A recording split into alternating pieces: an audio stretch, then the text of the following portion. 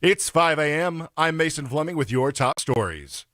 Sources have learned that the Pentagon has placed troops on standby as tensions continue in Minneapolis, 10 days after the death of Renee Good. ABC's Nicole D'Antonio reports from Washington. Roughly 1,500 active duty Army paratroopers on alert, waiting for a possible deployment to Minneapolis. Defense officials telling ABC News President Trump hasn't made a final decision on whether to deploy the soldiers, but they're taking, quote, prudent steps to prepare. The White House not yet commenting. It comes just days after the president threatened to invoke the Insurrection Act for the first time in more than 30 years, which would allow him to use the U.S. military domestically. Nicole D'Antonio, ABC News, Washington. Overseas, emergency crews have been on the scene of a deadly train crash in southern Spain through the night. ABC's Hannah Battah has more. A high-speed train came off its track, crashing into an oncoming train, killing at least 39 people and injuring dozens of others. The death toll could rise further. One official calling it extremely strange because the derailment took place on a recently renovated stretch of a straight track, and the high-speed train was just a few years old. And today we're celebrating an icon. Tennessee is set to celebrate Dolly Parton's 80th birthday by officially declaring January 19th Dolly Parton Day. Governor Bill Lee signed the proclamation calling her the state's favorite child. He praised her impact on Tennessee's music, culture, and history, as well as her lifelong philanthropic work. The state is also highlighting her Imagination Library, which has given hundreds of millions of books to children worldwide. European leaders are slamming President Trump's threat to impose tariffs for opposing American control of Greenland. ABC's Allison Kosick has the latest. Push back with a so-called trade bazooka, restricting U.S. companies' business in Europe. France's president has called for its use. France is among the countries that have sent small groups of military forces to Greenland, and there is new reporting that Canada may also send soldiers. For months, Trump has refused to back down from his campaign to control Greenland and has refused to rule out the use of military force. And make sure you bundle up today. Millions from the Midwest to the East Coast are waking up to a bitter blast of Arctic air this morning. Details from ABC's meteorologist Jeff Smith. Another clipper moving in across the Great Lakes, and that's going to spread some major lake effect snows into western parts of lower Michigan, also east of Lakes Ontario and Erie, to the tune of maybe 1 to 2 feet of snow in the Monday through Wednesday time frame as that really cold air blows across the warmer lake waters. And that cold air means business. Wind chills well below zero. Minneapolis during the day today, 13 below is what it feels like this morning in a place like Chicago. Meteorologist Jeff Smith, ABC News. That's the latest news, traffic, and weather coming up next. I'm Mason Fleming, WTN News.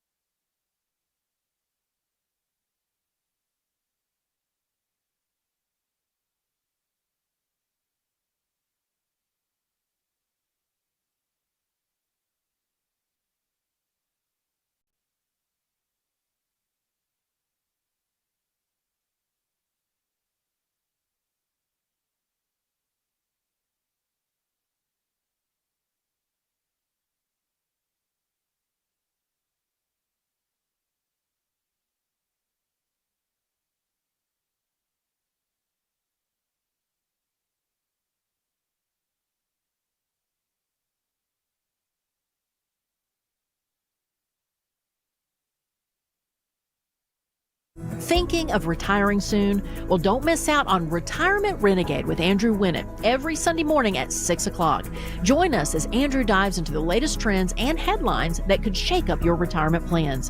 Whether you're just starting to plan or have already retired, this show covers everything that you need to know and more. So remember to set your alarm for 6 o'clock every Sunday morning and tune into Retirement Renegade with Andrew Winnett. Firm provides insurance services.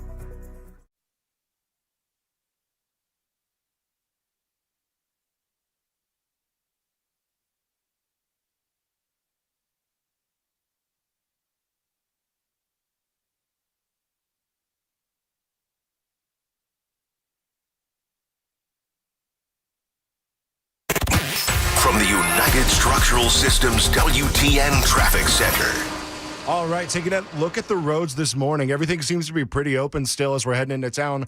It's still 5 a.m., so roads are quite open. Make sure you're bundled up for all that cold coming into town. I'm Mason Fleming.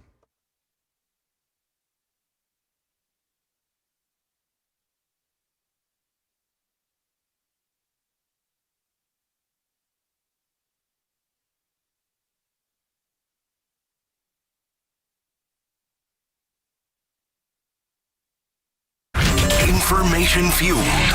Opinion driven.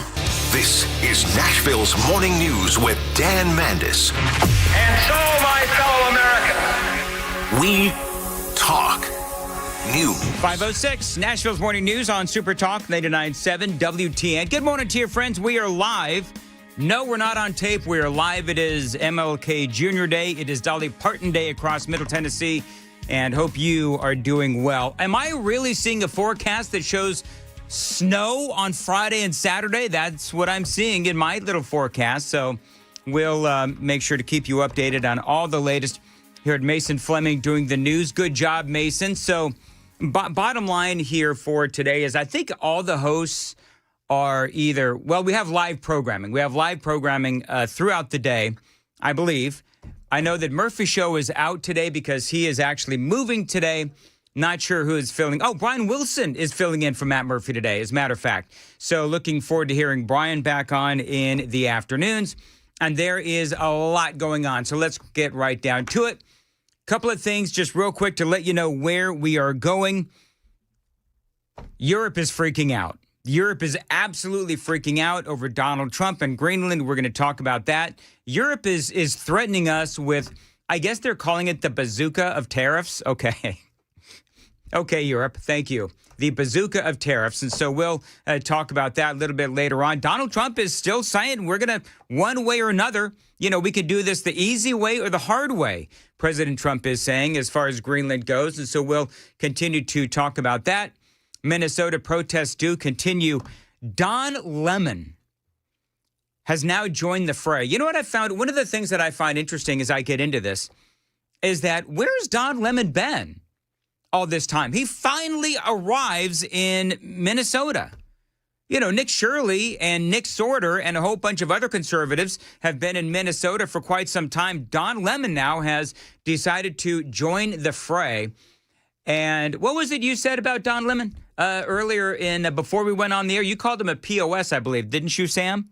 Yeah, in fact, I had to put in the title for today's stream, Don Loser Lemon, just to be perfectly clear on my stance. I don't like the guy. No. Well, you know what? Let's be honest. I mean, if you're on our side, we don't like Don Lemon. He's such a, can I just say, and I'm going to get into this, but he's a liar. Yeah. And I'm going to prove him a liar as we roll through this segment. So basically, here's what happened. Don Lemon joined a bunch of anti-ICE protesters storming a Minnesota church service. So this church service, they're in the middle of their, service. And here comes Don Lemon and a whole bunch of anti-ICE people, chanting and disrupting the service. And so, to me, this is obviously abhorrent. We're going to get into the audio and everything else. The city's church is in St. Paul, and so they were holding services when the protesters go in and start chanting, "ICE out, ICE out." This is obviously reprehensible, possibly illegal as well. We're going to get into the legalities of all of this. So Lemon meets up. Now, this is important in the timeline. This is important. Because this is proving that Don Lemon is a liar right off the bat. He meets up with these protesters before they go in, and he interviews Don Lemon. I got some video here. This is Don Lemon and the protesters. Tell us why you're doing this. This is Operation Pull Up, more of a clandestine operation. We show up somewhere that is a key location. They don't expect us to come there, and then we disrupt business as usual. So that's what we're about to go do right now. All right, so that is one of the leaders of this protest going into the city's church in St. Paul. And then, of course, they storm in and they disrupt the proceedings. ICE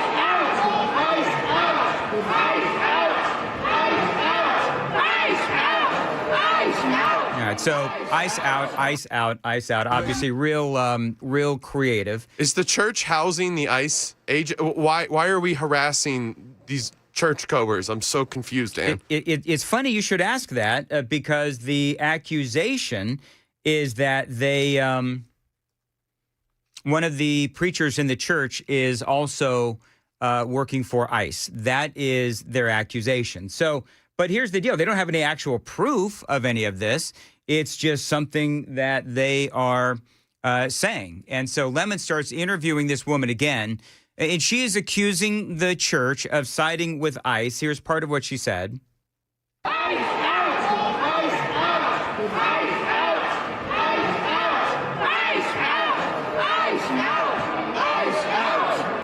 Come on, honey. Demanding justice for Renee Good and letting them know that this will not stand. They cannot pretend to be a house of God while harboring someone who is directing ICE agents to wreak havoc upon our community and who killed Renee Good, who almost killed a 6-month-old baby. Enough is enough. I am a reverend on top of being a lawyer and an activist. So I come here in the power of the Almighty God. Okay. All right, the Minnesota bar must be crazy easy to pass then. You know, it must be. I don't know what, I wish I knew. Can you find out what is this woman's name and where did she go to school? So apparently she and her protesters believe this church in St. Paul was assisting in the ICE raids. Now, again, one of the guys who works at this church is named David Easterwood, and these protesters claim he is a pastor at the church and is the same David Easterwood who is the acting director of ICE's St. Paul field office. Now, I don't know how many David Easter... You know what? Can I just say this? It doesn't matter if he's an acting director of ICE or not in St. Paul. It doesn't matter because they are violating the law, and this is where the lawyers are going to have to figure this out because Don Lemon is out there saying, well, they have a First Amendment right to free speech. The protesters, well, they do. However, are they allowed to actually disrupt a church service? That is a big no. So again, going to have to let the lawyers figure all this out. But as all of this is going on, realize you got these protesters coming in, big, loud, boisterous, ICE out, ICE out. You've got little kids that are crying. People are scared and worried, and parents are comforting their crying kids, and people are leaving. It's obviously just really terrible. And so Don Lemon, he just seems to be soaking it all in. He loves all of this. And so he gets the pastor, one of the pastors, I don't think this is that David Easterwood, but he gets one of the pastors and he starts interviewing said pastor. And you can tell in the interviews, I just played you, and by the way, we've got video for all the audio today. And so you saw that Lemon is interviewing this loud, boisterous, so-called attorney pastor who goes in and disrupts this church service. And no tough questions. Well, aren't you worried that it's against the law? And it is. I mean, as far as I can tell, it is against the law actually to disrupt a church service. We'll get into that. But it's important to know, no tough questions from Don Lemon at all. None. As he interviews this, activist, lawyer, pastor, whatever, she checks all the boxes, right? So this is the interview as now Don Lemon interviews the pastor at the church. Now, I'm going to go to traffic. I don't know who's doing traffic today. It's Dolly Parton Day and MLK Jr. Day. So all right, Mason's waving his arms. Mason, what's going on with the traffic? 5:15 on WTN. Roads are still pretty open as we're heading into town. See a little backup around Hermitage on 40, but other than that, roads are pretty clear. And keep an eye out for any black ice that might be on the road from any spills of water. That's traffic, Dan. Thank you, Mason. We have your traffic every 10 minutes every morning on Super Talk 99.7 WTN. Come on, man, write it down. You've got one job. I've got it. I am getting a little more. I'm trying to get more comfortable back here. Listen, you did a great. Your 5 a.m. sounded outstanding, Mason. I feel like you're being facetious. I'm not being facetious. Why do you people always think that I'm such a jerk? I love you two. I thought you sounded great. I did. I appreciate it. You just normally have a hard time or a hard way of showing it. I'm just saying. All right, Mason. I appreciate you, Dan. Thank you for All right, Mason. good comments. We're done. I'm just kidding. You know, you're doing great. Seriously, you're doing great. And don't let me harass you this morning, and don't let me distract you from the news. I don't mind it. It's all right. I'm used to it. Because all right, you know what? In all fairness, you can come off a bit catty, so just a little bit. Just a little bit. Whatever. All right, fine. Oh, really? Because did you hear what he just said? Whatever. I'm not going to even fight with you two. I know that you two are trying to goad me into a little argument or whatever. What? No. I've got business to tend to. So you're saying this pastor, lawyer, reverend, protester, whatever she is, that Don Lemon was partnering with in Minnesota, going into this church. So she is a professor of law. She's obviously one of these social justice lawyers. Yeah, so Grok spit it out that her name is Nakima Levy Armstrong. She went to Southern California for her bachelor's and went to University of Illinois College of Law. And she is now a professor at the University of St. Thomas, where she teaches law. So this is the representation the University of St. Thomas is getting by one of their professors. I'm sure the university is proud. But you know what? Here's the thing. There is this whole contingent, y'all know this, but there's this whole contingent of, social justice activist lawyers that are out there. And you know what happens to these lawyers? They become judges. Then you know what happens? Ultimately, they end up blocking, what Donald Trump wants to do and allowing what Democrats want to do. So, I mean, this is one of those kinds of attorneys and professors. So people in this church, obviously, they're getting upset. So then you had Don Lemon interviewing one of the pastors at, by the way, this was, just so you know, folks, this was, when I woke up this morning, the lead story on the Daily Mail's website and also Fox News. What do you think of this? I mean, this is unacceptable. It's shameful. It's shameful to interrupt a public gathering of Christians in worship. But there were folks who will say, I have to take care of my flock. Okay, but listen, we live there's a constitution in the first. Now, I want you to know that this preacher is trying to go back to his congregation, his flock. Lemon, if you're noticing on Super Talk TV, Lemon is holding him by his right arm, will not really, he's trying to get, the pastor's trying to get to go tend to his flock, as he says. And Lemon just keeps peppering him with questions. It's an amendment to freedom of speech and freedom to assemble and protest. Yeah. We're here to worship. We're here to worship Jesus because that's the hope of these cities. That's the hope of the world is Jesus Christ. I want to be very respectful. Please don't push me, though. We're here. Please don't push me, though. Don Lemon, I'm acting very respectful. I'm trying to be very respectful. Please don't push me. The dude's trying to get Lemon's arm off of his arm. And I got to tell you, if Don Lemon dared to touch me, he'd be dealing with a lot more than a push. I'm just telling you. We're here to worship Jesus. Yes. That's why we're here. Yes. Okay, that's why we're here. Okay. That's what we're about. Don't you think Jesus would be understanding? We're about. Don't you think Jesus would be understanding? I don't know. Do you think Jesus would be understanding with a bunch of people running into a church service and screaming and scaring little children, Don? That was his question. Don't you think Jesus would be understanding? I don't know. I find that kind of funny. Love these folks. We're about spreading the love of Jesus. But did you try to talk to them as a Christian? No one is willing to talk. Okay. Oh my God. So I'm just going to be honest with you. I was really tired when I heard this the first time. So some of this is just seeping into my tired brain. Did you try to speak to the protesters is what Don Lemon just asked this pastor. Did you hear the belligerence of these protesters? Did you hear the belligerence of that pastor? Do you really think that they want to have a nice conversation? No, Don, they don't want to have a nice conversation. And by the way, you'll notice that Don Lemon didn't ask the belligerent pastor, the woman, the protester, if she wanted to speak to the preacher in the church. No.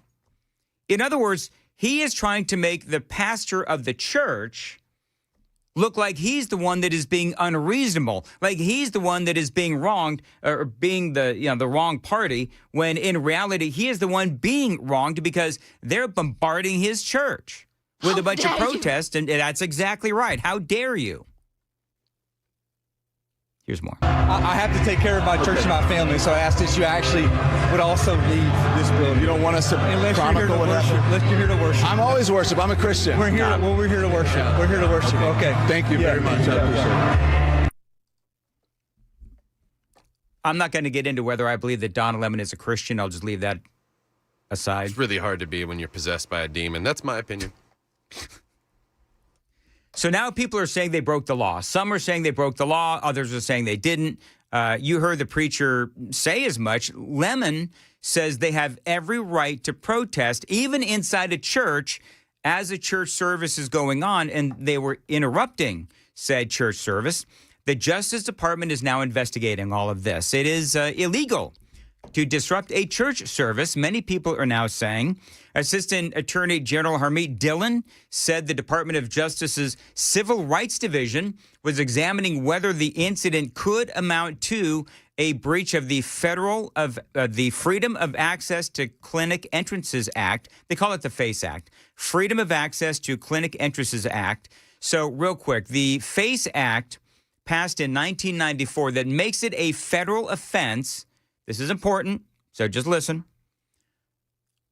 The FACE Act passed in 94 that makes it a federal offense to use force, threats, physically obstruct, or damage property to interfere with a person's ability to practice their religion or access a place of worship. 1994. It passed Congress. It is now a law. The FACE Act. Now, this was ultimately about abortion, but they also roped in church services as well. So this could end up being punished by fines up to 10 years in prison as well. But of course, here's the thing.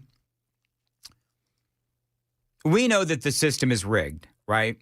Because the local DAs are not going to bother to protest. And even if they get a little fine, they have the funds to pay them easily, courtesy of George Soros, right?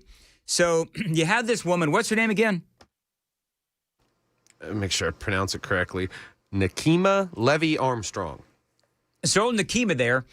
And, these folks, they know that they're not going to get charged. And if they do, it'll be a little misdemeanor. They've got the funds to pay whatever fines they are easily. Will anybody do anything at all about this? No, they won't. I mean, I love the fact that the Justice Department is looking at this. Hopefully something will actually happen. By the way, so I told you about the FACE Act, 1994, that it is basically illegal to interfere with a person's ability to practice their religion or access a place of worship. Minnesota, don't you know, also has a state law that makes disrupting a religious worship a crime. Minnesota statute 609.28 specifically criminalizes interfering with religious observance, and it applies directly to situations where protesters disrupt a church service. Think anything will happen? Sam, you think anything will happen? If the pastor really wants to extend that he cares about his flock in that regard, I personally, if I was him, I would be pressing assault, battery, and kidnapping charges on Don Lemon. So you holding me hostage, grabbing me when I didn't consent to it, and not letting me move. Okay. I would love nothing more than to see Don Lemon thrown in prison, but whatever. But so would he, probably. Okay. Oh, you know what? Come on, man. So bottom line is, first of all, we got to define which pastor we're talking about, because the woman, Nikita's a pastor. Then you got the actual pastor of the actual church. Pastor, the white dude that was being interviewed by Don Lemon. So anyway, you've got all of that. There was another moment, by the way, where Lemon was interviewing a guy, starts arguing with him about who ICE is picking up. We'll talk about that. We're going to talk about everything that's going on with Greenland. Iran is in the news. You know what's so funny about Iran is that I had several people try to convince me that Israel and Benjamin Netanyahu was behind Donald Trump's apparent getting ready to go after Iran militarily. Turns out it was Benjamin Netanyahu who convinced Donald Trump not to do that. I'll fill you in on all the details there. 525. Mason Fleming has the news coming up at... The U.S. has the military on standby, and we're celebrating an icon. These stories and more at 5:30 on Super Talk 99.7 WTN.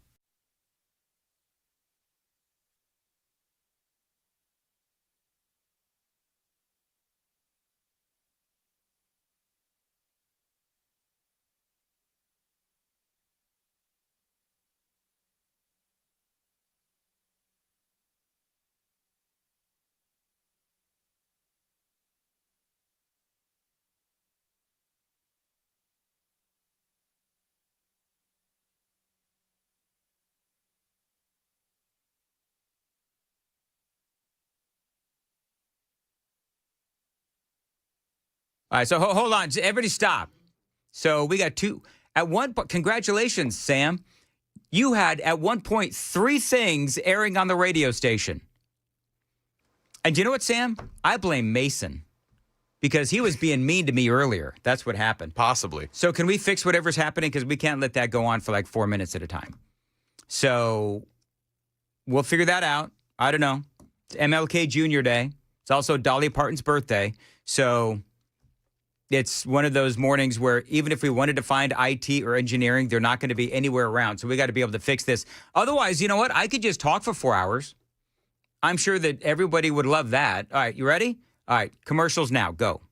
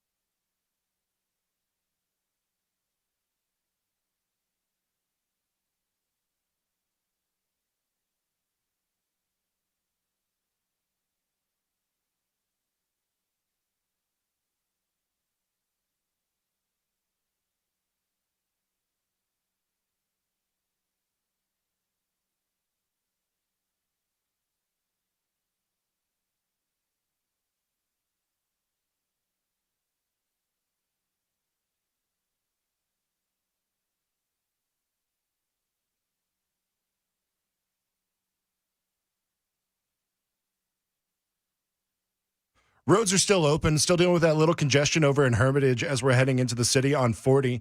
Other than that, keep your eyes open. Traffic every 10 minutes every morning on Super Talk 99.7 WTN.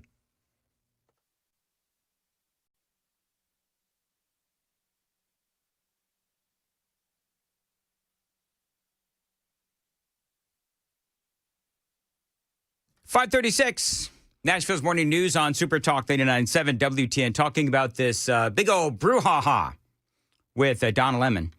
And wait till you hear what he has to say for himself coming up. But hey, did you, Mason, you there? I'm here. Did you hear that the White House has announced that over 1 million new jobs were created in December? Did you hear that, Mason? I did not hear that. Yeah, they're all, though, filled by Marco Rubio. So, Nice. See, I thought that was going to go a little bit better than it did. Whatever, moving right along. All right, so if you're just joining us, you've missed a lot because we were talking about what Don Lemon and all of these protesters did, interrupting a church service in Minnesota, in St. Paul. This was a very big deal. It's all over the place this morning. I had all the audio and so on and so forth. And so, Lemon goes in there. And to me, he is trying to say that he was acting as a journalist. People are blasting him because he went in clearly, in my opinion, as an activist pretending to be a journalist, which we see that all the time. But anyway, so now he is saying, well, the people that are upset about this, they're only MAGA people. This is what Don Lemon had to say for himself. By the way, we have video for all of the audio that we are playing today. So if you want to check us out on YouTube or Facebook, feel free. And you can also find us on Rumble and X and so forth. And also, of course, at 99.7 WTN on the radio. And you can also download us for any of the various streaming apps. This is Don Lemon from, I think this was either last night or early this morning. MAGA administration and the fake news MAGAs are losing their mind over something that's not even true. So let me just make it clear, because this a assistant attorney general, I don't know, what's her name? It's something Hammett, Dillon or whatever. So, I mean, it's Harmeet Dillon. Don Lemon knows that it's Harmeet Dillon. And it's clear that he's just trying to be a little bee. So, I had no affiliation to that organization. I didn't even know they were going to this church until we followed them there. That's a lie. Now, how do I know that's a lie? How do I know that when he says, I didn't even know that they were going into the church? I played you the audio, the first piece of audio and video that I played. It was him interviewing the pastor or the lawyer or the activist that was getting ready to go into the church. So he interviewed them before they went into the church, yet it is his assertion that he didn't know that they were going into the church. Well, you did, because you interviewed her and she literally said, we're going to go into that church and disrupt business as usual. Don. I mean, I know that I know that nobody cares much about Don Lemon these days, but, when somebody is spewing a bunch of BS, we do have to call it out. What's her name? It's something Hammett, Dillon or whatever. So,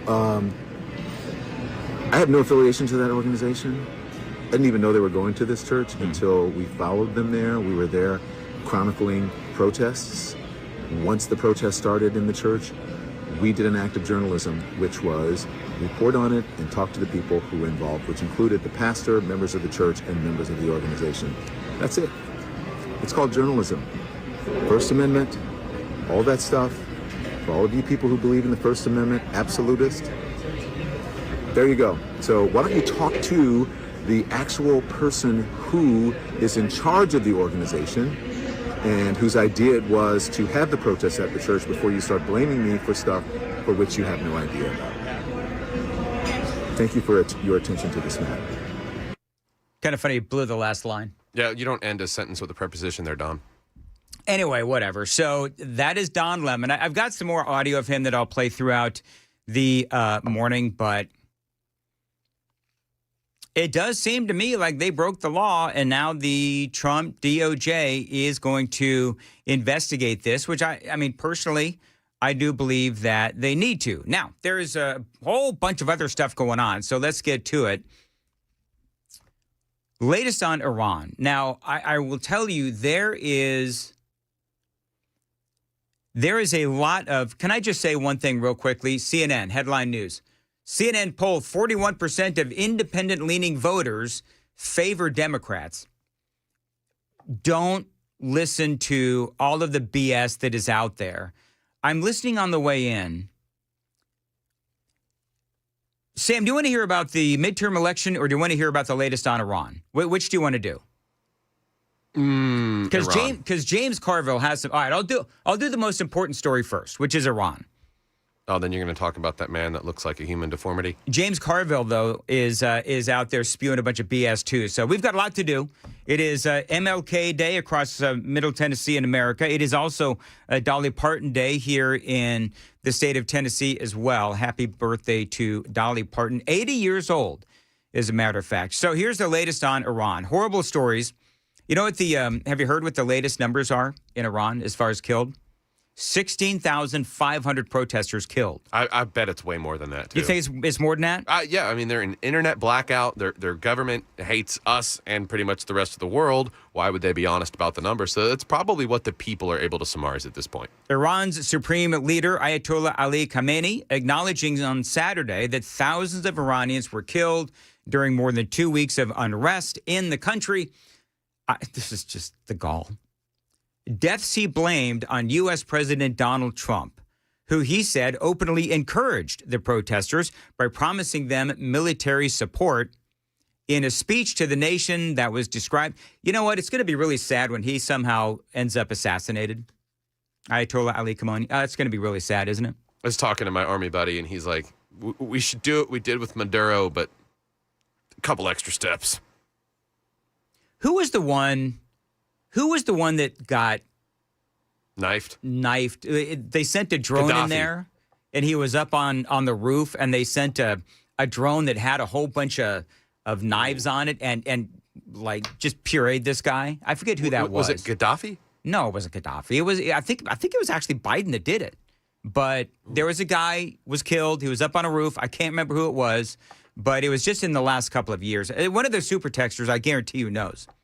But anyway, in a speech to the nation that was described on his website, Khamenei called Donald Trump a criminal, responsible both for the casualties and the damage during the anti-government protests that broke out in late December, initially sparked by public anger over dire economic conditions. I believe that it was a lot more than that.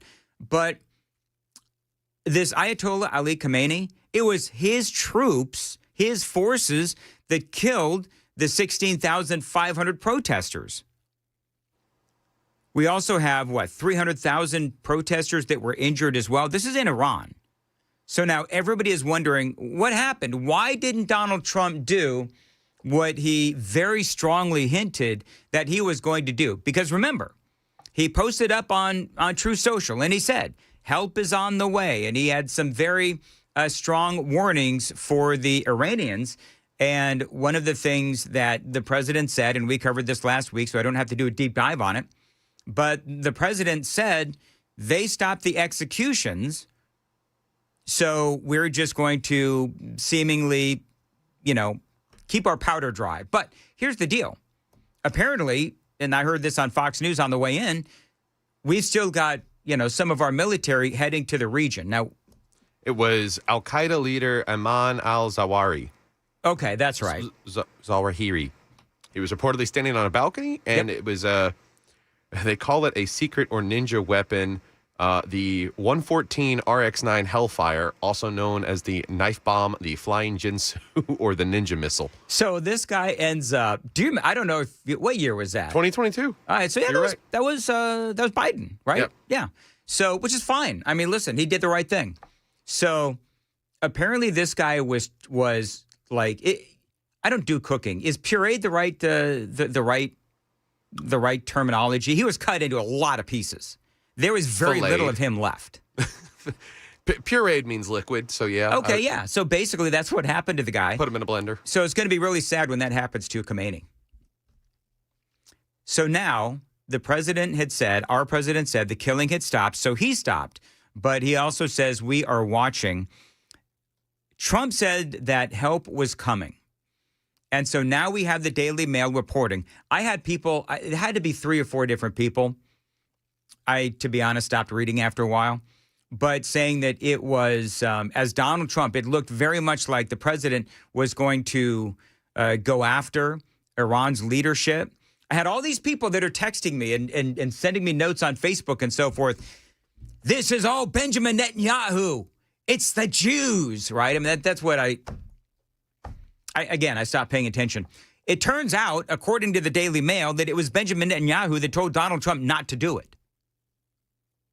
A couple of different media outlets saying Benjamin Netanyahu was saying, no. Do you know why? A couple of different reasons, and I hate to say it, but this is exactly what I said.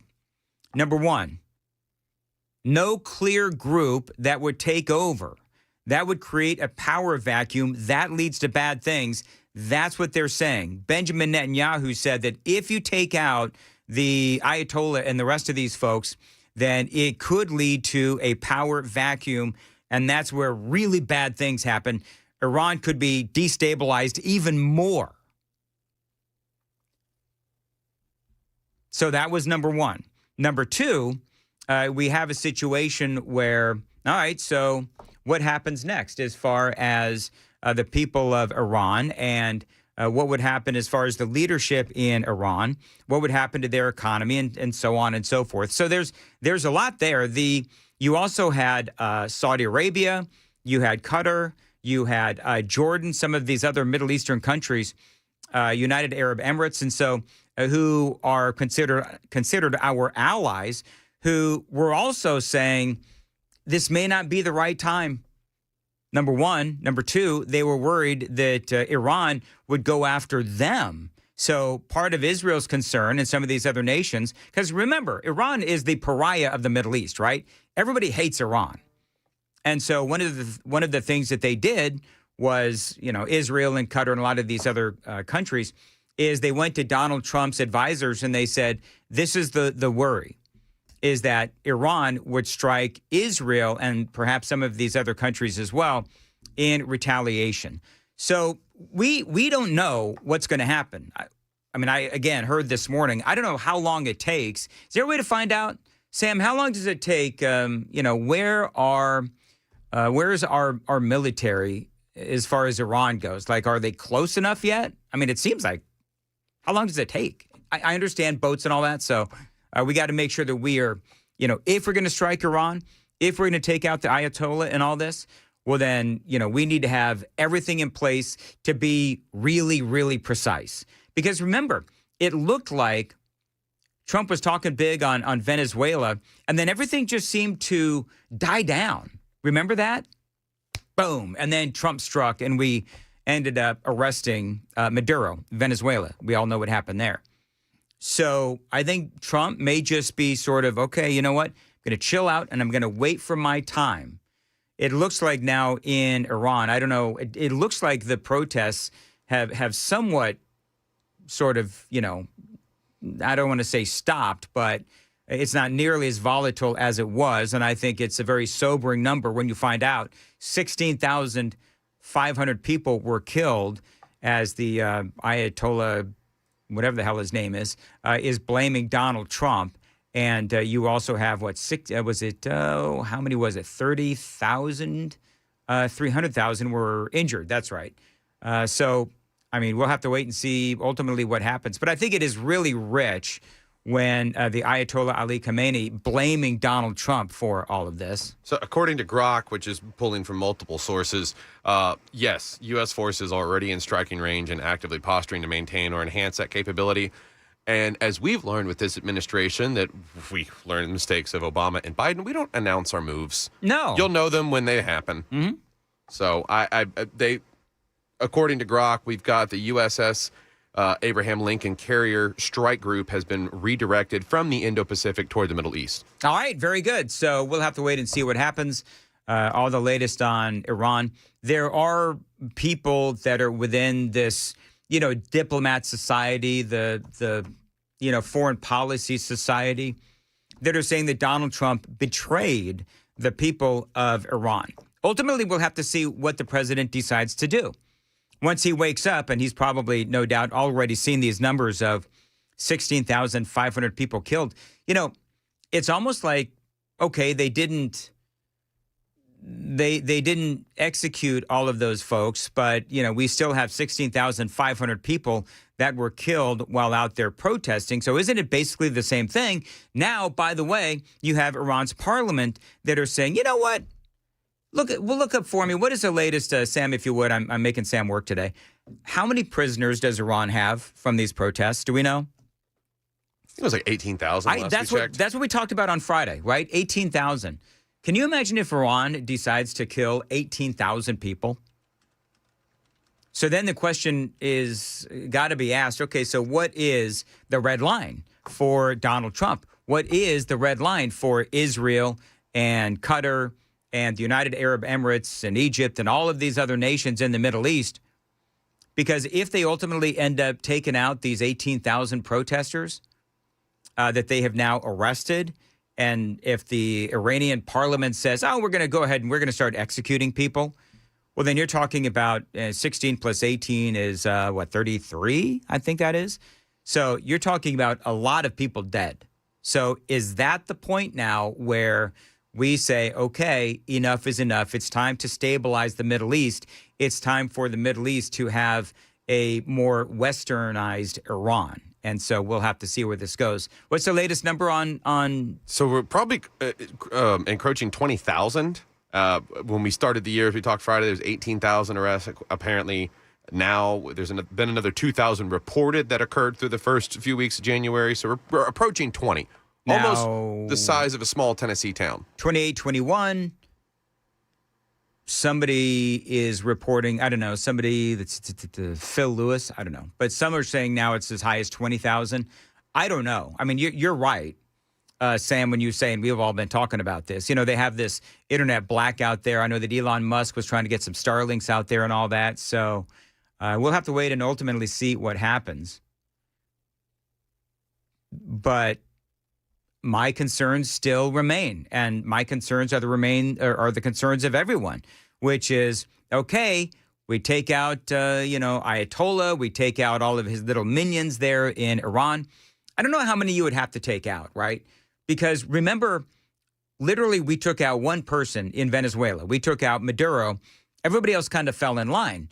So do we only have to take out one person, the Ayatollah, or do we have to take out, because remember, Ayatollah, then you've got the parliament, and a lot of those people are the Death to America people too. How many times have we seen Iran's parliament when they're all chanting Death to America in their government meetings and so forth? And so how many people would we have to take out in order to, if you want to go down the road of regime change, I think it stands to reason, how many of these guys do you have to take out?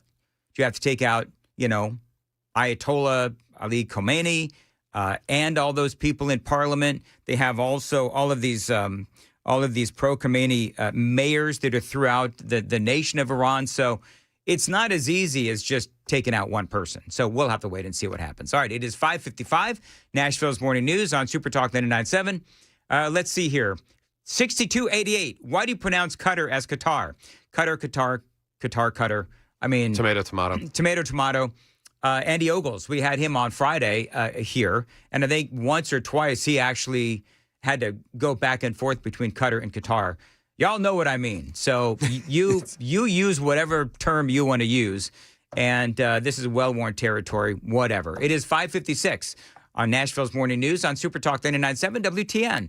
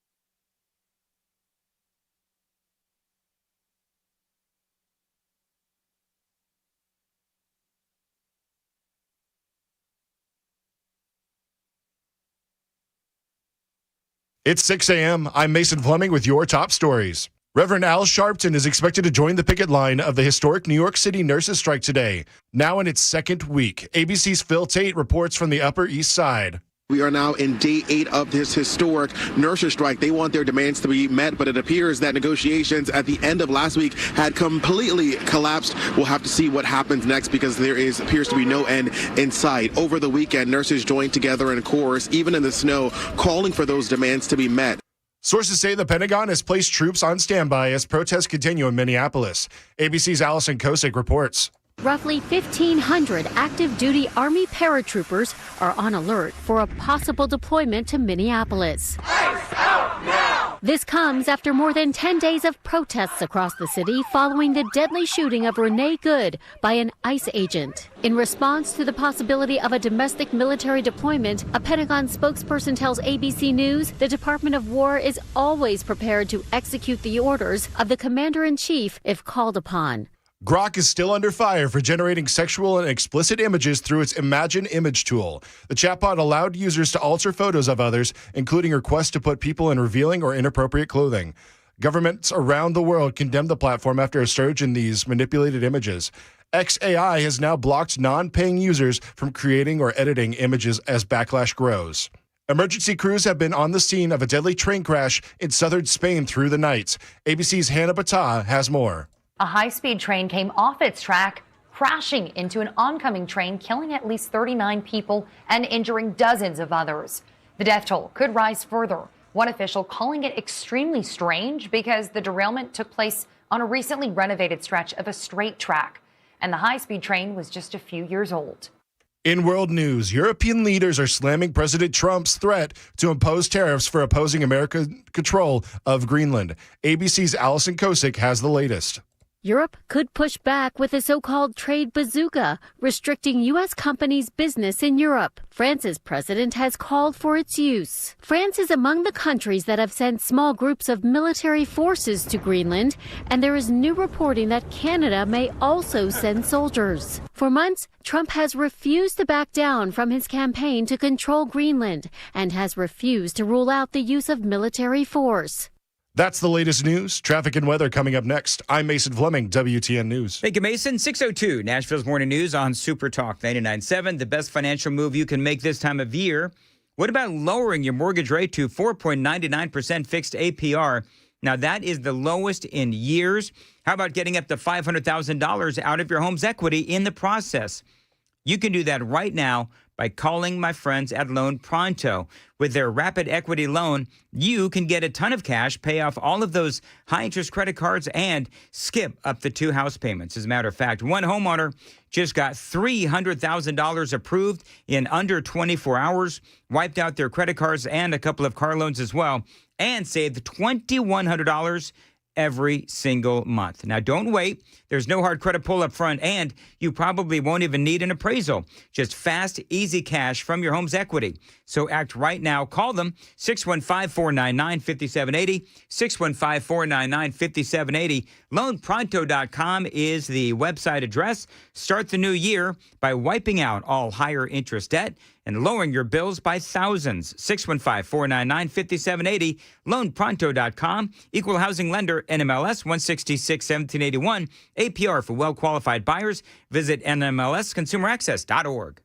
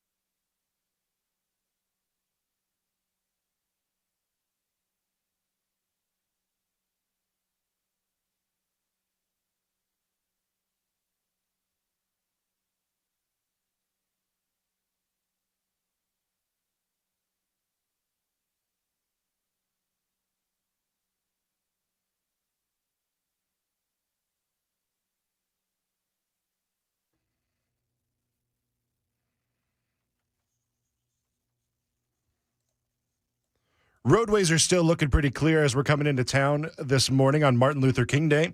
That crash around Hermitage has cleared up quite a bit, so we're in smooth sailing there. Traffic every 10 minutes every morning on Super Talk 99.7 WTN.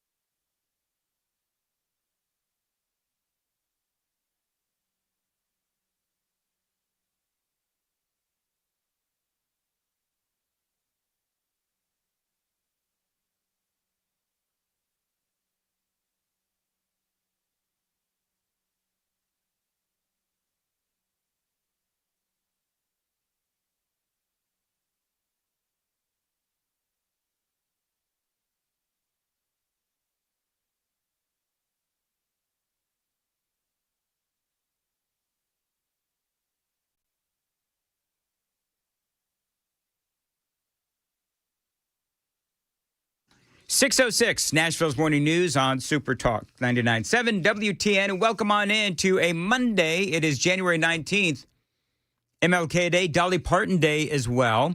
And there is a lot going on. Of course, you heard Mason talking about this in the news. I don't think this Greenland story is going to stop anytime soon.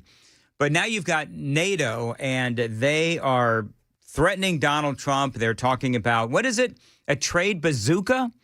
So I'm assuming that what that means is that Europe and the NATO countries are going to go after us with, all kinds of trade threats, as Donald Trump is not ruling out the military to try to take over Greenland. As a matter of fact, if I read correctly now, NATO is sending troops to Greenland. Okay. This is from the Daily Mail, a joint statement from Denmark, Finland, France, Germany, and the Netherlands, Norway, Sweden, and the UK said they stand firmly behind the principles of sovereignty and territorial integrity. I'm going to say something that might be a little controversial, but especially France and especially Germany, I think Sweden too, haven't they basically given up their sovereignty to the Muslims? Pretty much. Right? Yeah. I mean, isn't that a fact? Every country, I'm pretty sure, that you just listed has seen violent crime and sex crime skyrocket since taking in these immigrants. Yeah, and they won't do anything about it. So I would say, although, look at the Democrats in our country, right? I mean, the Democrats basically did the same damn thing. So I'm sorry, France, Germany, Netherlands, Sweden, the UK certainly. But you have allowed your countries to be taken over by Muslims. And so now what has happened is it's common knowledge at this point. So I'm sorry, but I don't take you real seriously when you're sitting here talking about how, you are standing behind and you are the ones to protect Greenland. I don't buy it. And by the way, wasn't it basically America who has been, trying to help Ukraine as Russia has been going into Ukraine? I mean, let's be honest. I don't necessarily think that the nations that I just mentioned, the UK, Sweden, Norway, the Netherlands, Germany, France, Finland, I don't see them as going to be the great protectors of Greenland. I don't. I mean, they have become wussified among many other things. So I know that when Donald Trump is out there saying, yeah, you know what? We, America, we are the ones that need to protect Greenland because guess what? We'd be able to take out missiles if they were sent our way via Greenland. And I understand what the president is saying. By the way, I do also understand these other countries. I do understand that they have their own worries as well as far as Donald Trump taking over, Greenland. But what Trump is saying is that he wants to make Greenland secure and he wants to make NATO more unified. I don't really understand I mean, I understand why this is a big deal, but I just, there's this knee-jerk reaction from NATO because, you know, Denmark is part of is part of NATO. But I understand why Donald Trump wants to take over Greenland. It is in our national security. And at the very least, it's worth a conversation. And by the way, Donald Trump originally said that he wants to have a discussion about buying Greenland. In a bombshell post to his social media, Donald Trump said levies will begin at 10% and potentially rise to 25% if these nations have not capitulated by June. Yeah, the president shocking the military alliance by warning that opponents of an American takeover of the Danish territory will be hit with punitive tariffs from February 1st, and it's going to start at 10%. And that's where you have the NATO countries and these European countries saying, "Oh yeah, well we've got a trade bazooka," is what they're saying. So they respond. The European powers said, "As members of NATO, we are committed to strengthening Arctic security as a shared transatlantic interest." Now, Donald Trump, by the way, Donald Trump can't just say, "Well, then screw it. You protect Greenland." He can't do that because we have assets on Greenland. You know, we've got our own base out there, and we've got a lot of personnel out there as well. So we can't just simply, you know, take our ball and go home. We can't do that because you really think that the NATO alliance without America would be able to take on China or Russia? No. There's no way in heck. I wonder if it's not to give the Don too much credit, what if it's a long-term ploy to both get us out of funding 60% of NATO and also secure our interest in our own hemisphere? I'm just saying the guy does know the art of the deal. Yeah, this could be a three-dimensional chess kind of a thing going on. It could be. By the way, this is what Scott Bessent said, Treasury Secretary, about the whole thing. President Trump strongly believes that we cannot outsource our security because, Kristen, let me tell you what will happen, and it might not be next year, might not be in 5 years, but down the road, this fight for the Arctic is real.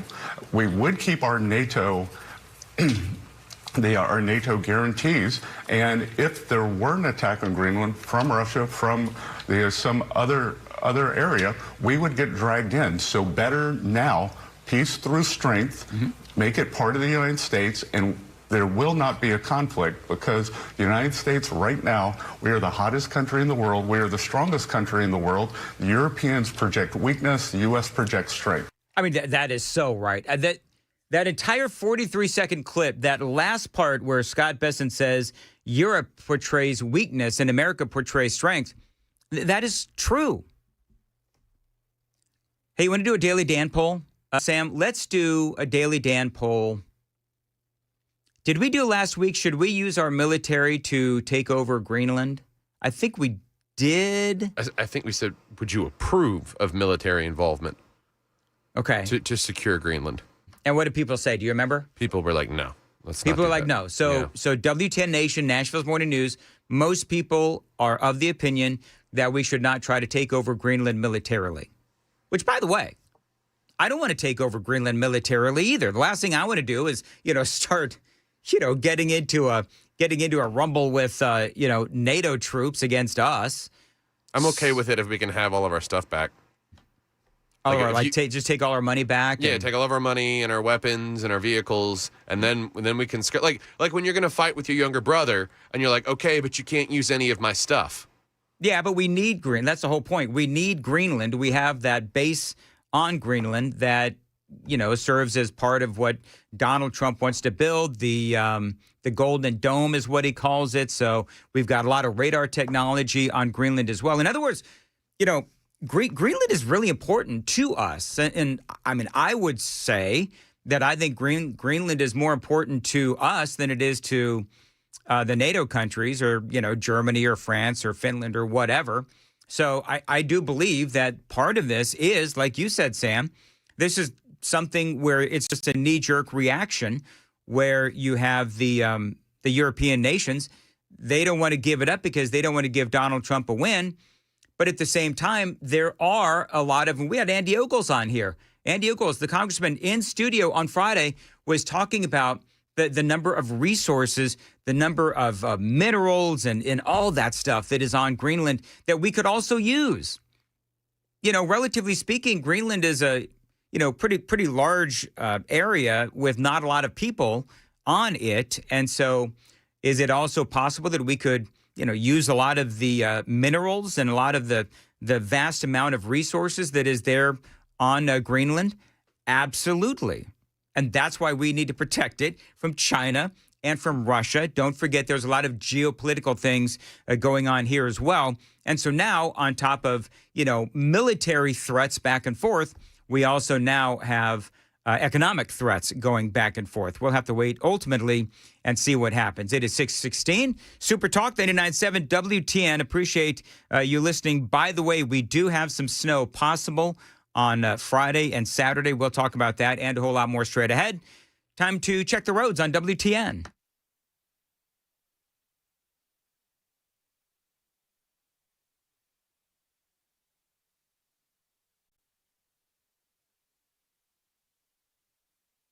All right, as far as your weather goes, breezy this morning, otherwise cold, really, really cold, with plenty of sunshine, a high of 36, feeling like 31. Appreciate you listening to Nashville's Morning News. Again, possible snow on Friday and Saturday, and it's actually a pretty good chance. It's like 30% from what I saw. Oh, yeah? So you got investments in milk and bread stocks, Dan, trying to sell out the fear-mongering at the start of the week? Sure, that's what I have. I have stocks in bread and milk. No, if I did, I wouldn't be here on a MLK Jr. Day. Thank you very much. All right, real quick, I want to play some in the 5 o'clock hour, and it was a great hour, the host notwithstanding. We have some great. Don Lemon is in the news, exactly where he wants to be. And we'll tell you a little bit about the hijinks and shenanigans of Don Lemon in a church in St. Paul coming up maybe in the next hour. But he's out there on the streets of Minnesota. By the way, a lot later than Nick Shirley was. Nick Shirley's still on the streets of Minnesota. Now Don Lemon has finally conveniently showed up acting as a leftist hero. And he tries to tell a woman, got video here. Don Lemon tries to tell a woman, and people are laughing because Lemon basically got, what's the word, owned by some Minnesotan on the streets of Minnesota. Listen to this. He tries to tell this woman that somebody crossing over the border is not a crime. Listen to this. Okay, crossing the border illegally is not a crime? No, it's not a criminal act. Okay. It's a misdemeanor. So why are they being sent back and saying that they're breaking the law? That's the point. Is a misdemeanor not a crime? It's still a crime. I want to make Mason. I want to make sure we're all clear that a misdemeanor is in fact a crime. I Googled it just to make sure. Yes, a misdemeanor is a crime. It is a lower level criminal offense, less serious than a felony, but it is still part of the criminal justice system. So what is Don Lemon talking about? Okay, as somebody that we don't know if they're breaking the law because they won't tell. There's no due process. Where's the evidence? That's the whole point. And if they are breaking the law, most people will say, okay, then they need to go if they're criminals. But if they're not, why are they being rounded up and sent out, especially when he promised to deport the criminals, and now he's not doing that? Yeah, all right, so here's my question. My question is, he is conveniently forgetting about all of the really bad hombres that they have arrested in Minnesota, which I mean, the last 3 or 4 days that I've been on the air, we've all been talking about it. You got rapists. You got child fondlers and molesters. You've got people that have committed homicide, armed robbery, assault. So I love how Lemon is just like, and he's bouncing up and down, if you're watching on the video, trying to convince this woman who, by the way, is about to own Don Lemon. But what were you going to say, Sam? I think Dollar General might need to take a look into his logo for copyright infringement. It's pretty close on the same color and it does. It is yellow with a DL, but yeah, to me, it does look awfully similar. But isn't Don Lemon like a Dollar General version of a journalist? I would go below that. I respect Dollar General. They're a staple here in the South. Okay, very good. I don't respect Don Lemon. No, I have zero respect for Don Lemon. Doing that. Yeah, I don't think we're going. Misdemeanor is not a crime. Yeah. So misdemeanor is not a crime? It's not a criminal act. No, if you get charged with a misdemeanor, that's not a criminal act. So why get charged at all then, if it's not a criminal act?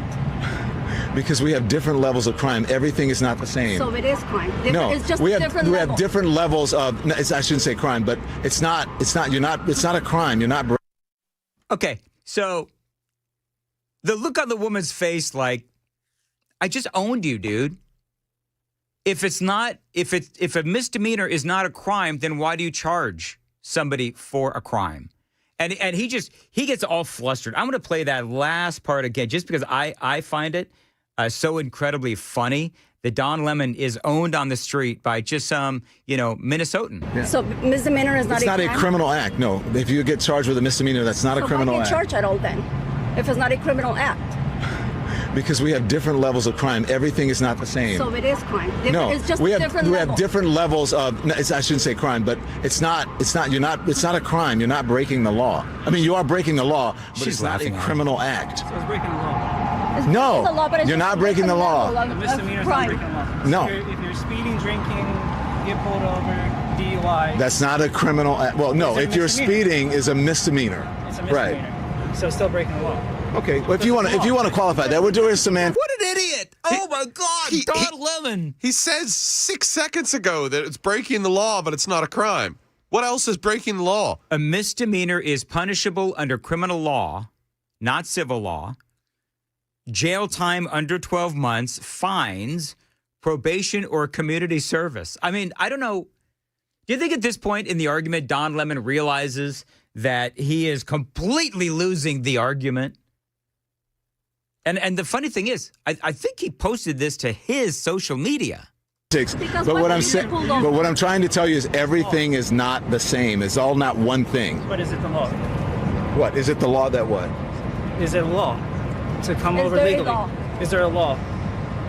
There are rules processes that you should follow. Yeah, so you're breaking rules. Okay.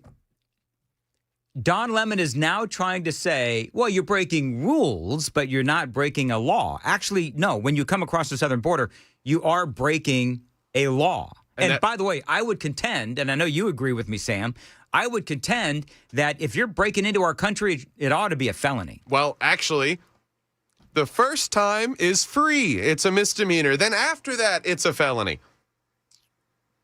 But it's still a crime. Exactly. Make sure we're still on the same page. You're breaking the rules, but you're not necessarily breaking a law. So what happens when you break the rules?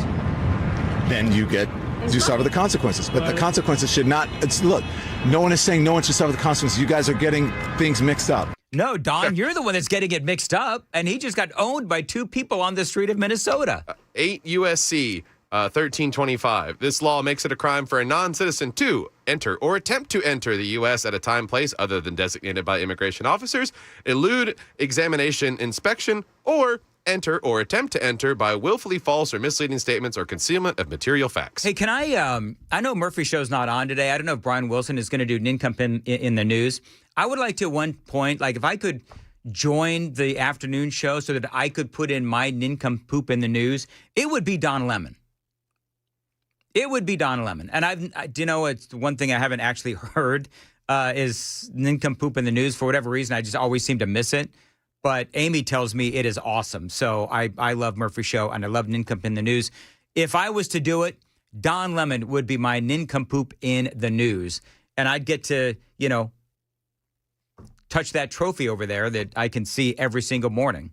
I was going to say, you deserve the crown and the trophy, Dan, with that one. I do deserve the crown and the trophy. I don't really know what all of that means. Did they get a crown too? Yeah, they give out a crown after they tally up all the votes and everything. Okay, very good. So a crown and a trophy. Apparently that wasn't in the budget for the morning show, just the afternoon show. We get cracked coffee pots. True. Actually, in fairness, our buddy Dr. Kevin Mitchell is the one that brought in that trophy for Murphy Show. And Isn't Dan's that cool? the one that broke the coffee pot. I did. Why are you saying this? I didn't break it. When? When are you talking? I broke, just so we're clear, I've broken many coffee pots here at the radio station. Fact. Yeah, fact check true. Fact check true. Yeah. I'm glad you would own up to it. That's the big part. Yeah. You would acknowledge your crime against the rest of the office.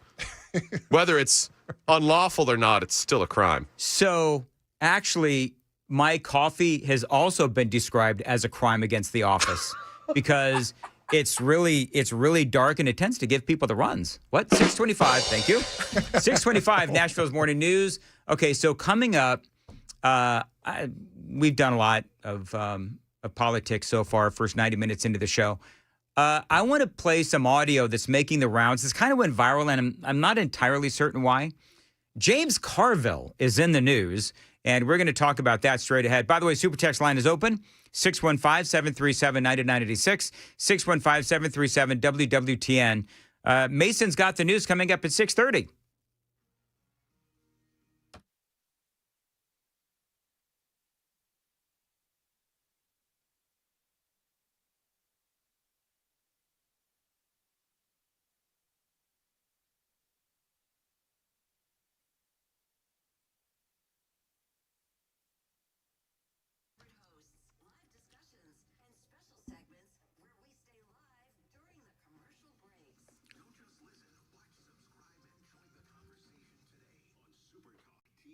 Dayton Mandis here, 626, King and Associates.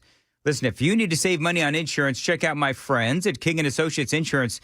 So many of my listeners have reached out and let me know that they have been able to save and save big with King and Associates. Now, one guy that I know, his 16-year-old daughter got into a car accident. She's fine, and so is their insurance. When the time came for new insurance, their rates did not go up because at King & Associates Insurance, they know that life happens, and as independent agents, they can find you the best deal for you and your family. They're going to weed out the non-competitive companies and find the best options for you and keeping the communication flawless. Now, by the way, that coworker that I was telling you about, you may have heard about this before, he figured out that his old insurance agent was overcharging him for years. So make the switch to King & Associates Insurance. You owe it yourself to make that phone call, 615-321-8121, to find out what the best deal is that you can get on home and auto. They're going to bundle for you to save money. Save money. Get great insurance with King & Associates Insurance, 615-321-8121, tkinginsurance.com.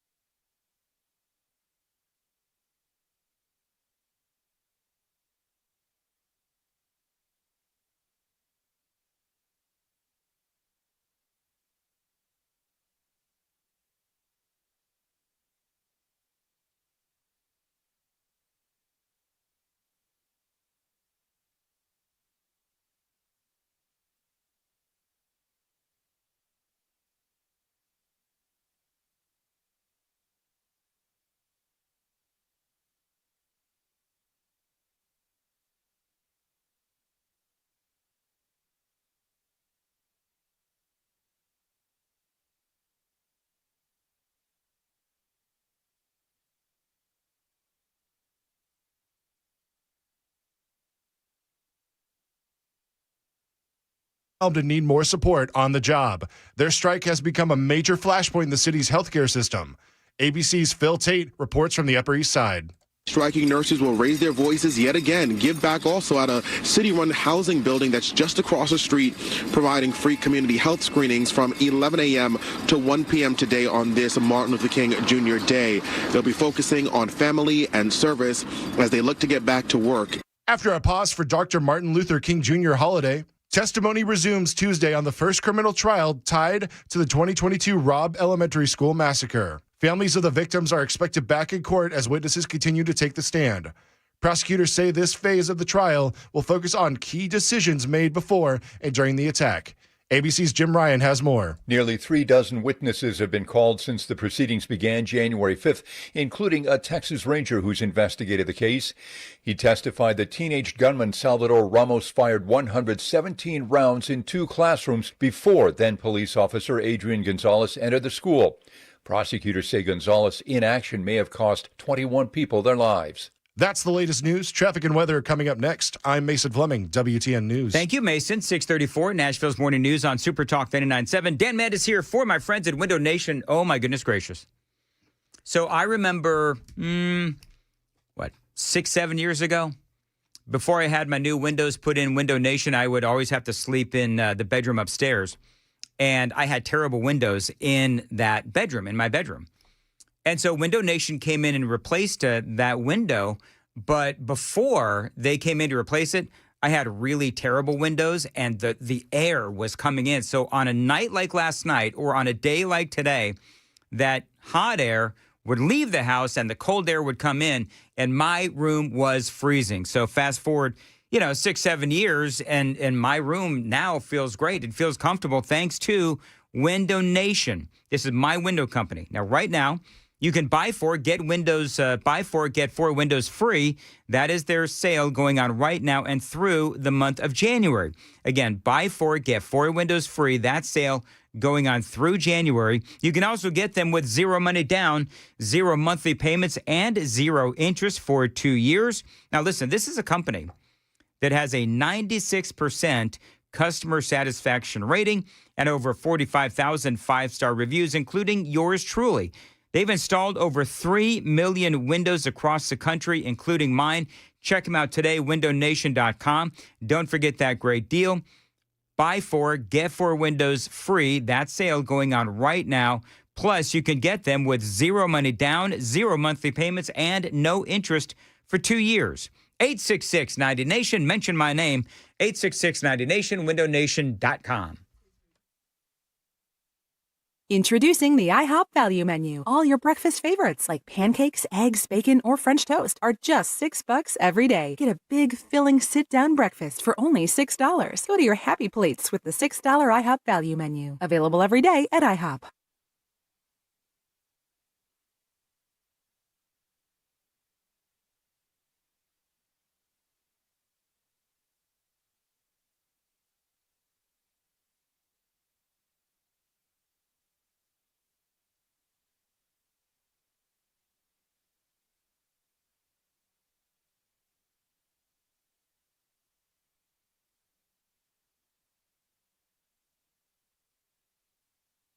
The CJ Pearson Show.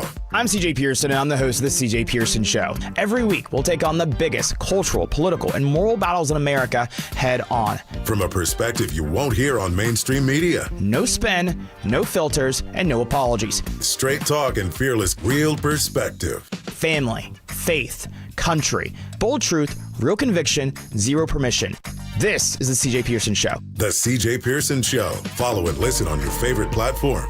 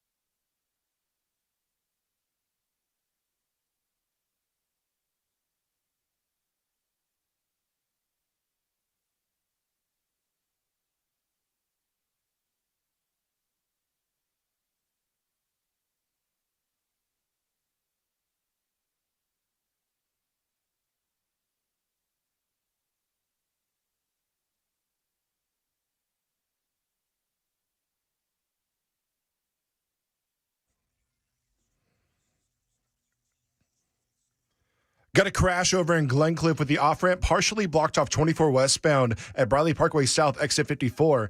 And keep an eye over near the airport. Still got that long-term construction blocking some ways getting to, in and out of there. I'm Mason Fleming. This report is sponsored by Straight Talk Wireless.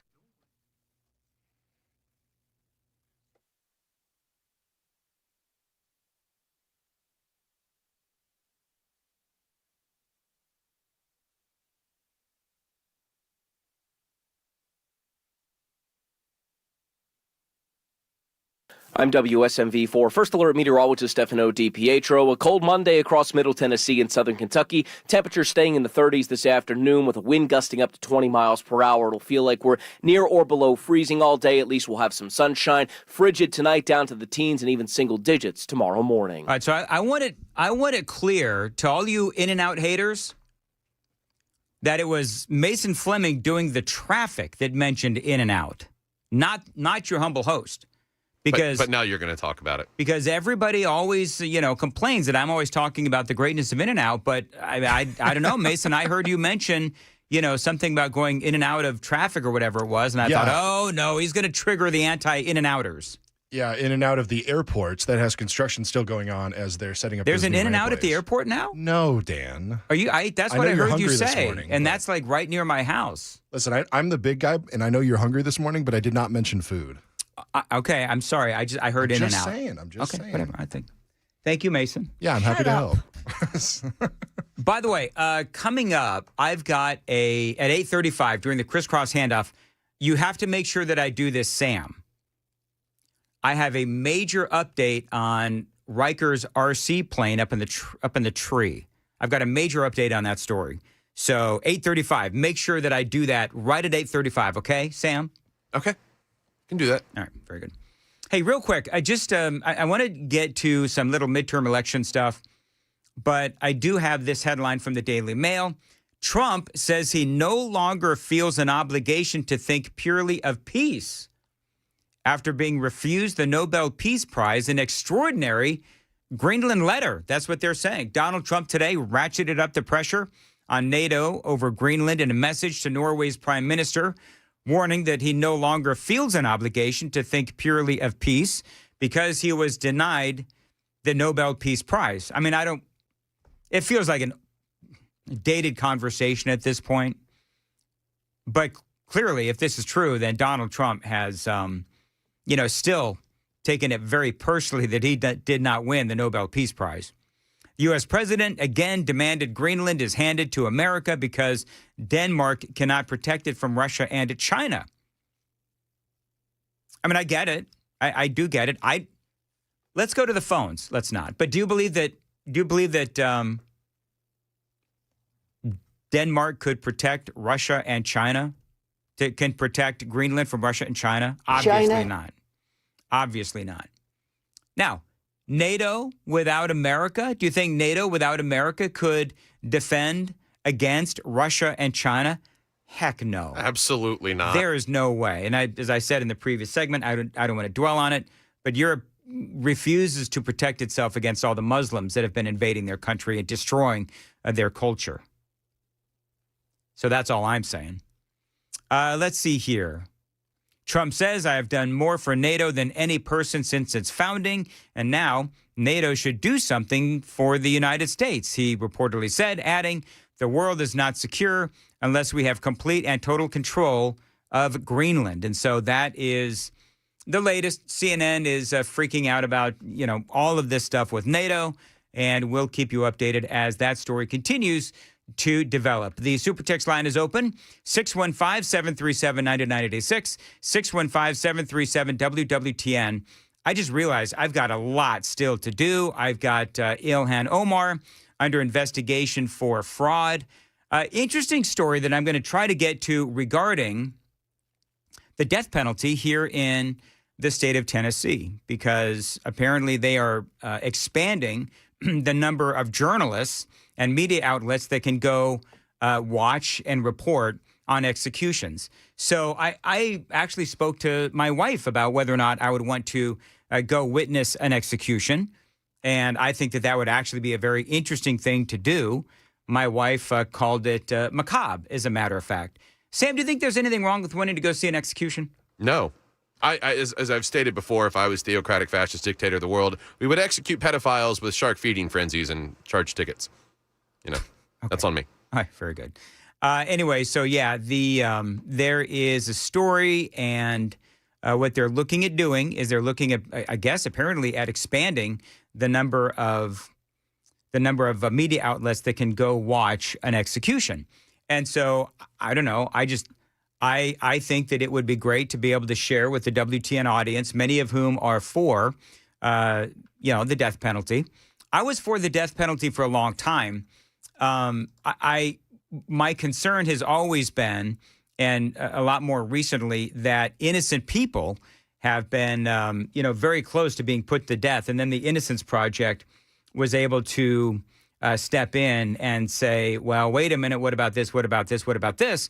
And literally innocent people have been found just days away from being put to death. So I actually have some misgivings on the death penalty at this point.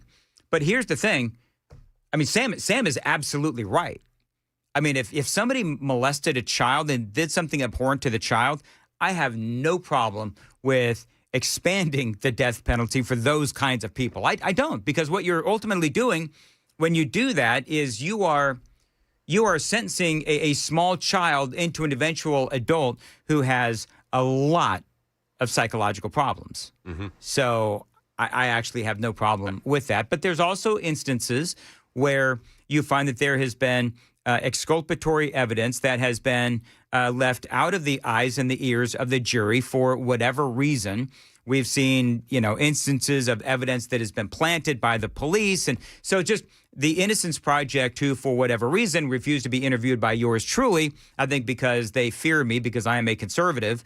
But I desperately wanted to interview them for years. I tried to get the Innocence Project on this, on my show in various places across the country, and they wouldn't do it, which is too bad because I think that they do great things. And I'm sure that we could all start arguing over nuance, but the reality is that they have saved people from from death because they found something that wasn't right with the trial, whatever it may have been.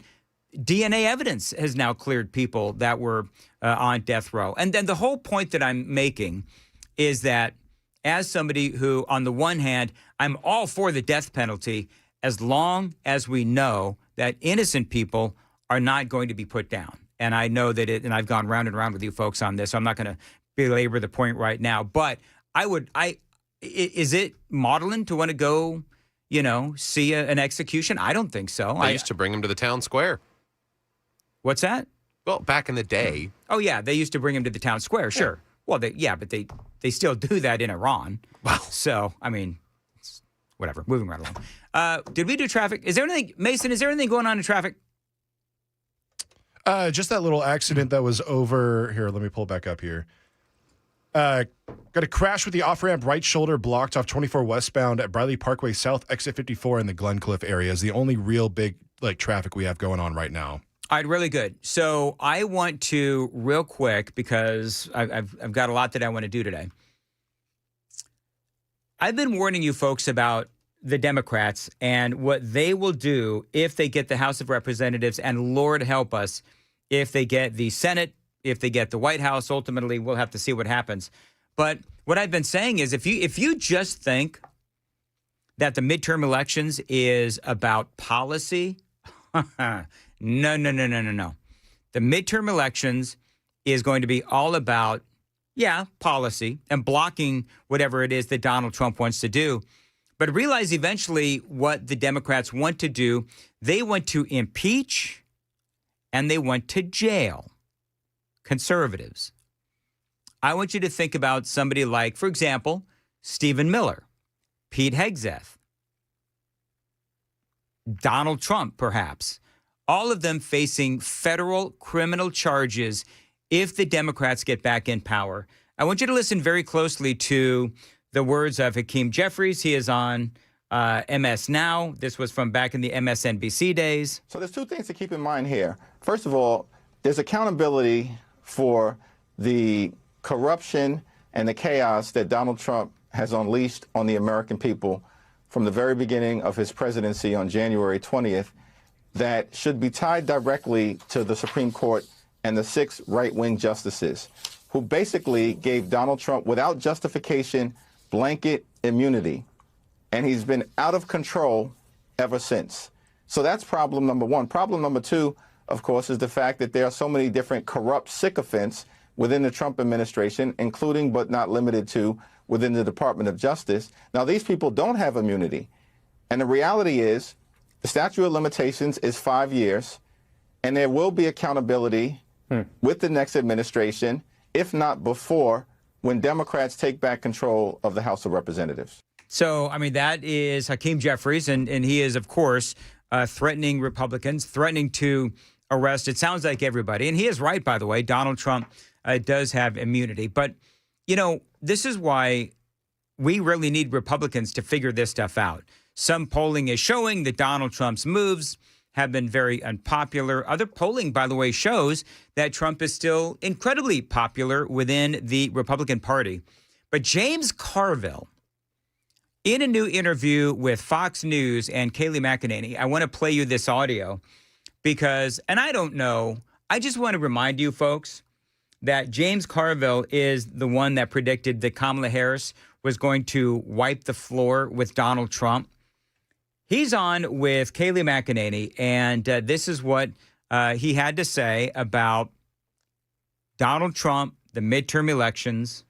Look, I don't believe in government shutdowns, and it is only in a very extreme case. We're going to have customs and border enforcement in this country.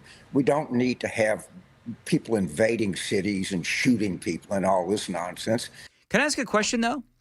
Like, he's talking about, you know, Trump and his immigration policies and so forth. But isn't that what happened under Joe Biden? I'm going to play this again. He talked about cities being invaded and people being shot and so forth, and crime out of control and a government shutdown. Look, I don't believe in government shutdowns, and it is only in a very extreme case. We're going to have customs and border enforcement in this country. We don't need to have people invading cities and shooting people and all this nonsense. So that is what has been happening under Joe Biden. We effectively had no border security. Our cities were invaded. We did have, and this was an interview this weekend on Fox News, we had all kinds of crime going on all across the country. We had Senator Bill Hagerty on Friday, and he very succinctly put it, what is the difference between Minnesota and Memphis, Tennessee, Minneapolis and St. Paul and Memphis, Tennessee? We had local authorities in Memphis. It took a while, but local authorities in Memphis, they were consulting with and working with ICE and working with law enforcement to try to clean up the city of Memphis. And there's people that are in Memphis that are really happy that the criminals are off the streets. And by the way, for James Carville, they are predicting, Andy Ogles talked about it here on Friday. He was in the studio, where we are looking at another government shutdown. And Democrats are really angry right now. And the reason why they want to shut down the government is because they want to defund the police. They want to defund ICE. And, you know, he talks about the defunding of the police and so forth. That was your party, James Carville. That was your party. I don't know why. Do you think Kayleigh McEnany has James Carville on because he is a poor representation of what the Democrat Party is now? And when I say a poor representation, I mean that he's number one, he's lying about what they stand for. But, you know, I think that part of the reason to perhaps maybe have him on is because his talking points are so easily refuted. I mean, that was 16 seconds in.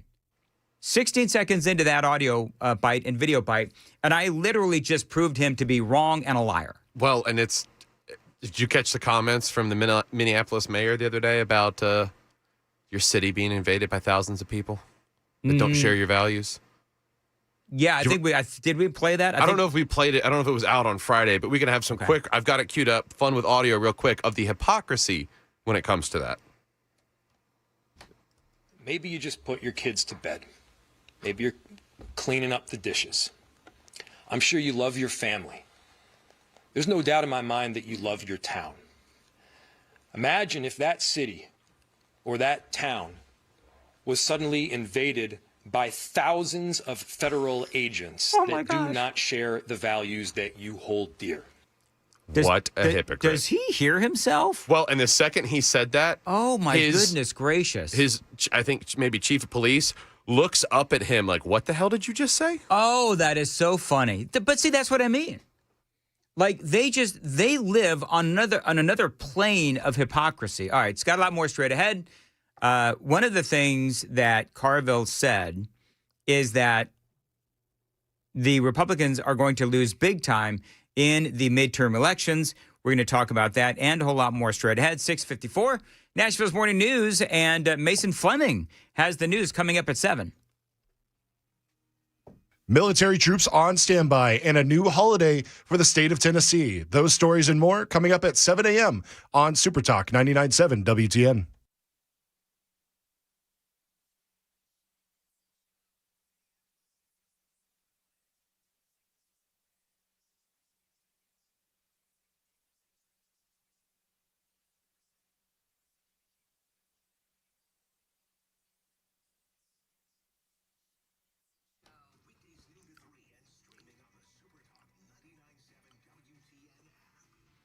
Dan Matt is here for my friends at Brentwood Jewelry. Listen, this is my jewelry store. I've bought a couple of pairs of earrings from Brentwood Jewelry. Amy got me this fantastic watch if you're watching on Super Talk TV. This is truly my jewelry store. I love what they do, and I love what Brentwood Jewelry stands for. They're all about America. They love America. They believe that America is a great nation. So if you want to go to a place where your values are shared, go to Brentwood Jewelry. By the way, 2026, if you've got birthdays coming up, if you've got graduations, anniversaries coming up, this is the place to go. They've got rings, they've got watches, they've got earrings, they've got money clips, they've got necklaces, anything you need, they've got at Brentwood Jewelry. They've been doing this for over 50 years, proudly serving the Brentwood community with exceptional style, exceptional deals every day for over 50 years. Find them online, BrentwoodJewelry.com, 7012 Church Street East, located in the heart of Brentwood, just off Franklin Road. Please tell them Dan Mandis told you to reach out. Find them online, that website one more time, BrentwoodJewelry.com.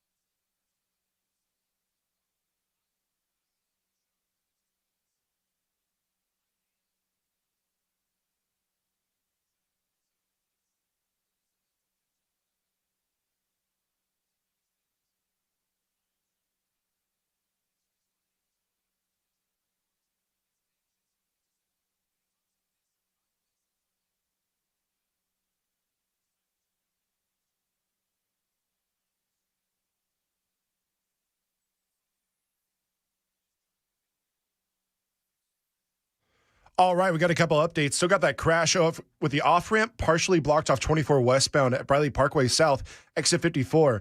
And off the South Loop, got a crash with the off-ramp partially blocked off 40 eastbound past 4th Avenue at exit 210C. I'm Mason Fleming. Traffic every 10...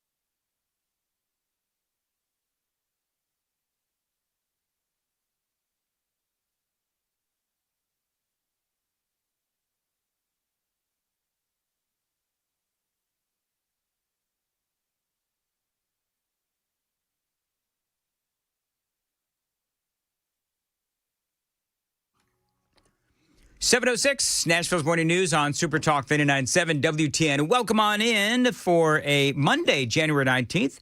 We are live. It is MLK Jr. Day. It's also Dolly Parton Day across the state of Tennessee. Do you have a favorite Dolly Parton song? Real quick, Mason and Sam, real quickly, your favorite Dolly Parton song. I'm going to go really lame and go 9 to 5. Well, now I have to check my playlist. Okay, well, very good. I probably I'll take over. Yeah, what's your favorite? It's like my go-to is Jolene. It's one of my favorites to be covered, but she does the best doing it live. It's so good. So your favorite is Jolene? All right, very good. I will always love you. Her version of that song. Ooh, yeah. That is a good one too. That is a good one too. And you know, here's the thing. Then I'm going to move on to what is going on in Minnesota and all these other things. But I do want to acknowledge that Governor Lee has designated today as, I guess, Dolly Parton Day in Tennessee. I wonder if it's controversial because, you know, he did it on MLK Jr. Day, which is, of course, so, I mean, our people, I don't see anything controversial about that, but I'm sure that there's other people out there that would find that controversial. But you know what? There's enough of the day to go around, I would say. And so for Dolly Parton, happy birthday to you. And of course, on the same day, we do talk about the legacy of Martin Luther King Jr. You know, it's interesting in the news, and I'm going to get to this, and I covered this extensively in the 5, but I'm going to have to revisit it. But one of the big stories this morning is that a bunch of activists crashed a church in St. Paul, Minnesota, as they were in the middle of a service protesting ICE. And so I find it epically sad that, you know, on a day before Martin Luther King Jr., of course, he was a pastor, you have these people disrupting a church service. So we'll talk about that and a whole lot more straight ahead. Super Talk 99.7 WTN. I want to get into just very quickly James Carville, because he is all over the place. And I want to sort of disabuse you of any notion that James Carville has any real credibility at this point. But let's be honest. This is a guy who said that Kamala Harris was going to win the election. So all over the headlines today, even the Daily Mail, and you would think that they would know better. Election guru says that the Democrats are going to take the House and the Senate, right? So I'm like, okay, I'm going to bite. Who is it? And it's James Carville. Now, I'm going to play this audio for you. This is James Carville. But it's more than just who's going to win the midterm elections. I think the Democrats are scared. I think the Democrats are scared, and I'm going to tell you why. Because Carville actually unleashed a new conspiracy theory in the midst of all of this. So this is James Carville, Fox News, along with Kayleigh McEnany. I'm looking at the 2026 elections, and frankly, it's going to be a wipeout. Your viewers need to know that the Democrats are going to pick up at a minimum 25 seats, maybe as high as 45. Wow. In all likelihood, the Democrats will carry the Senate. So, and I think we're shaping up very well for the 2028 election. So that is James Carville, and you heard that, you know, the Democrats going to take the Senate, the Democrats are going to take the House. By the way, is anybody made any mention of President Kamala Harris? No? Or how he insinuated the First Lady helped facilitate sex trafficking with Jeffrey Epstein? Oh! That's where I referred to him as a testicular lump. I had forgotten about that. Yeah, I mean, okay, this is where some people might get mad at me. Why does Kayleigh McEnany have him on? Like, does he really have any kind of credibility anymore? Maybe with the Depends diaper brand. He is always wrong. And he says, and he had to apologize for that. Remember that whole thing? He had to apologize for that. So I don't know why she's got him. Whatever. You know what? He's often been known to be wrong.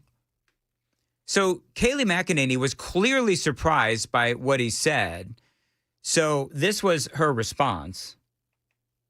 Yeah, so 25 to 45 seats, that's a bold prediction. And you are crushing my prediction on the 5, which was that Jessica Tarlov would have an unhappy night and Republicans would overperform, which I still believe. The trend lines are very good, James. When you look at inflation coming down, when you look at GDP, you think an economic revival that I think will come cannot demolish the trend you're seeing? Well, I guess anything is possible. Why is Trump trying to call the election off? So that is James Carville saying that Trump is going to call the election off. So I guess my question is, has anybody seen Donald Trump wanting to call off the election, the midterm elections? So I guess my question would be, she presents him with I thought that, Kayleigh McEnany, she made sense, right? Throwing down some solid economic predictions based on what we've seen. James Carville says, oh, no, just forget about all that. No, Donald Trump is going to call off the election. In other words, I believe that he understands that the economy is actually looking pretty good. And we have a lot of positive economic indicators. I mean, inflation is slowing down, GDP. I mean, I don't need to go through all the things today. I've done that plenty. You're either convinced that the economy is looking good and has some positive points going on right now, or you don't, whatever. But he goes down the road of Donald Trump calling off the election. So remember that this is something that Gavin Newsom keeps talking about too, where he's like, I promise you, I swear to blankety blank, Donald Trump is going to call off the election. We won't have a midterm election. We won't have an election in 2028. And so then I'm like, okay, so what are you going to do when we end up having a midterm election, Gavin Newsom, or Democrats who are saying out there, James Carville, that we're not going to have these elections? Of course we are. And so I guess my question is this a new conspiracy theory that the Democrats are really going to unleash, saying this on Fox News? The first question every Republican candidate will have to answer, will you agree to have an election in November 2026? Because Trump has said he doesn't think we even need one, hinting to the fact that he's going to try to call them off. So we can agree. We might disagree on who's going to win, but I think you and I can agree we got to have the election, right?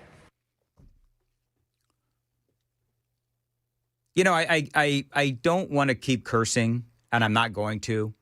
So I'm going to say arse. This guy's a pompous arse. And I don't think that he really has any real facts to back up this complete, utter line of BS that he is spewing right now.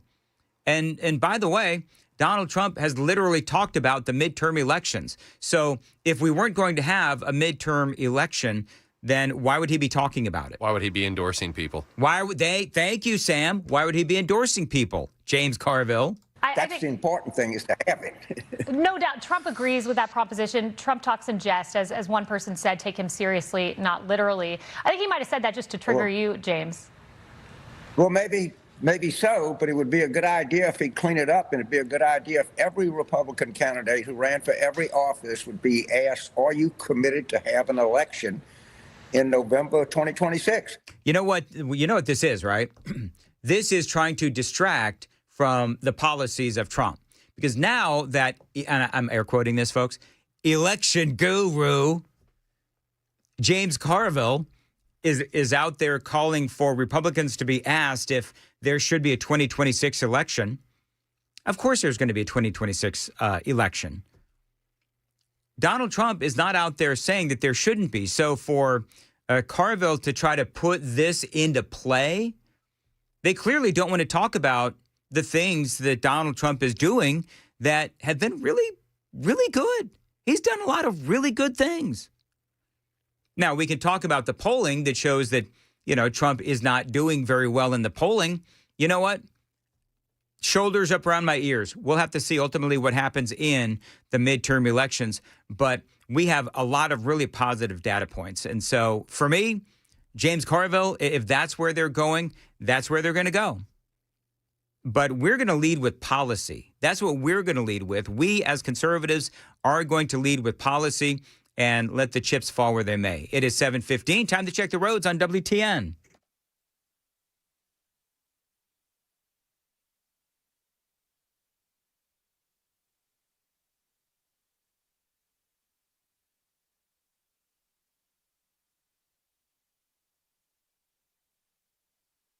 Very good as far as your weather goes. You know what? We've got possible snow, and it looks like a pretty decent chance, 30% or so coming up here on Friday and Saturday. And so we'll have to keep an eye on what the forecast looks like in the coming days. But until then, we've got cold weather today, Tuesday, Wednesday. It's going to get a little warmer by midweek.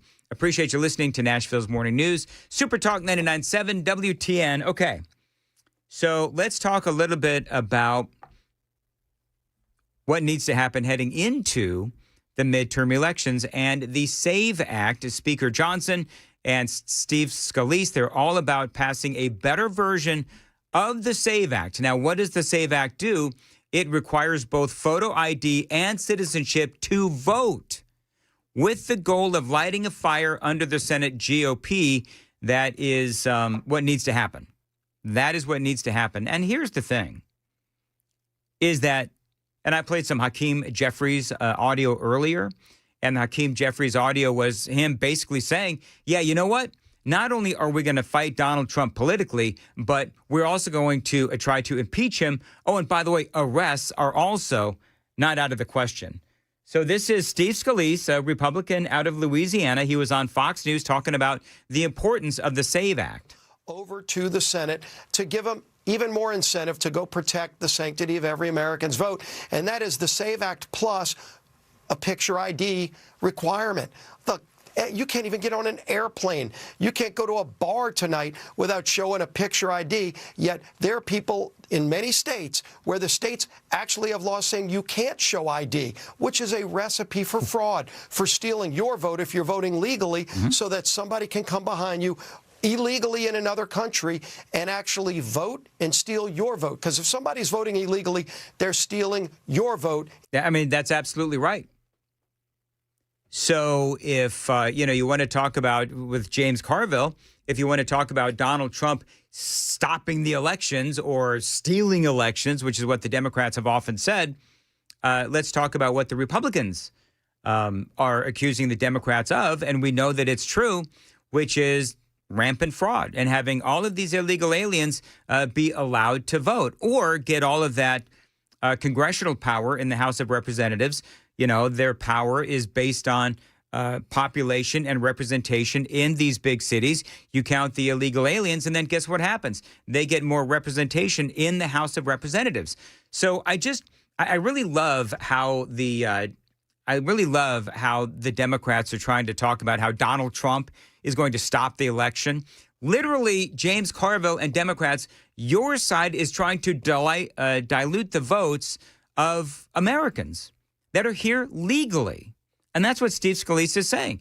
They're trying to, by one way or another, allowing all of these illegal aliens to be able to vote, then you are diluting the votes of American citizens. That's what the Republicans are trying to stop. If you're following the rules. So SAVE Act Plus picture ID, we're going to bring that too, send that to the Senate. I think a lot of Americans would like that protection because if they're following the rules, they just want everybody else to. What makes people angry is when you see boxes of ballots showing up 2 weeks after an election, and then next thing you know, lo and behold, a Democrat takes the lead after being behind for 3 weeks after Election Day. And then somebody who voted by mail in the military, they're overseas fighting to defend our freedoms. Their votes that got in legally before the election are being nullified by somebody illegally. It needs to stop. We're going to have a bill to do just that. All right, so we'll see what happens. You know, if it passes the House of Representatives, we'll see how it goes in the Senate. Some people are saying that it will not pass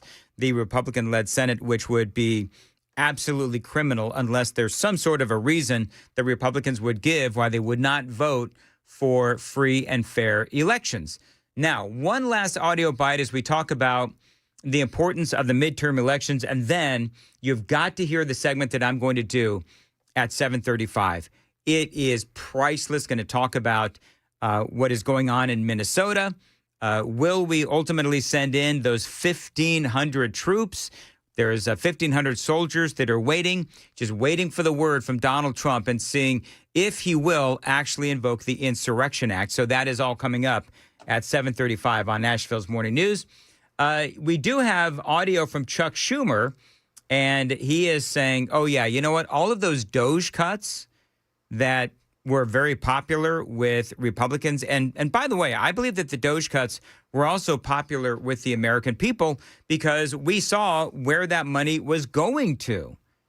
Chuck Schumer says, no, you know what we're going to do? We're going to go ahead and reverse all that stuff. If you look at the budget actually we're working on right now, and we'll have the T-HUD budget, transportation and HUD budget, we restore most of the cuts and even go higher than previous years on many of the programs that DOJ slashed.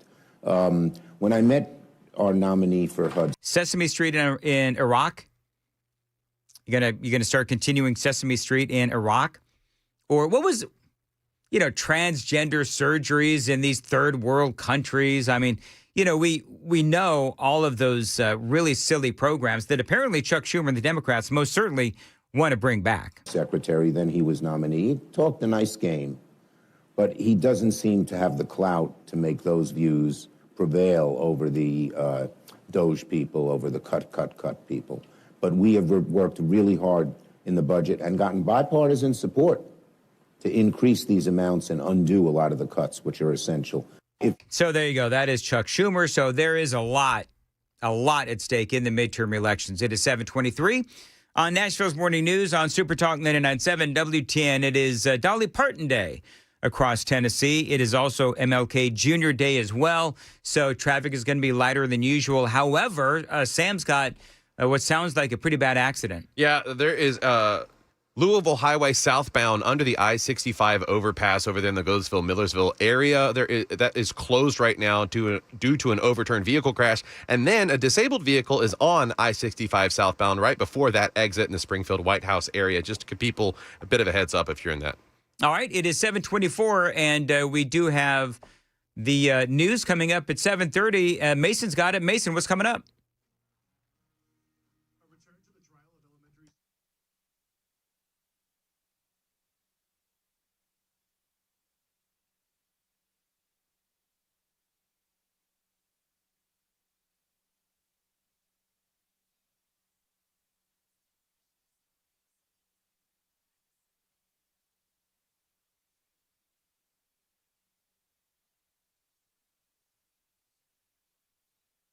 Hey, it's Dan Mandis here for my friends at the Glock Store. I love the Glock Store for so many reasons. This is my store for all things 2A. Now, I learned a lot at the Glock Store. One of the things that I've learned is that the people who go to the Glock Store, they can depend on the Glock Store for their new Glocks, including the new Gen 6. They're out and they are amazing. Now, this is the Gen 6 that has the new optic system, the RTF6 texturing, and that flat face trigger that everybody's talking about, among other things, by the way, really optimized to make you a better shooter. And Glock Store wants to make sure that you can get one. Now, you're going to have to pre-order it because that first shipment came in and it was sold out in no time. But they can help you pre-order yours right now. So head on over to the Glock store and check out your options at the rental counter. It's a great rental counter, by the way. You can even shoot one if you want to try it out. You can hold it, you can shoot it, you can figure out if you like it or not. I can tell you, you're going to love it because the new Gen 6s, they are amazing. And now, when you mention my name, you can get an extra magazine. When you pick up that new Gen 6 Glock, mention my name, get a new magazine when you pick up that new Gen 6 Glock. This is a limited time offer and only from the Glock store. The Glock store, minutes from the airport, worth the drive from anywhere.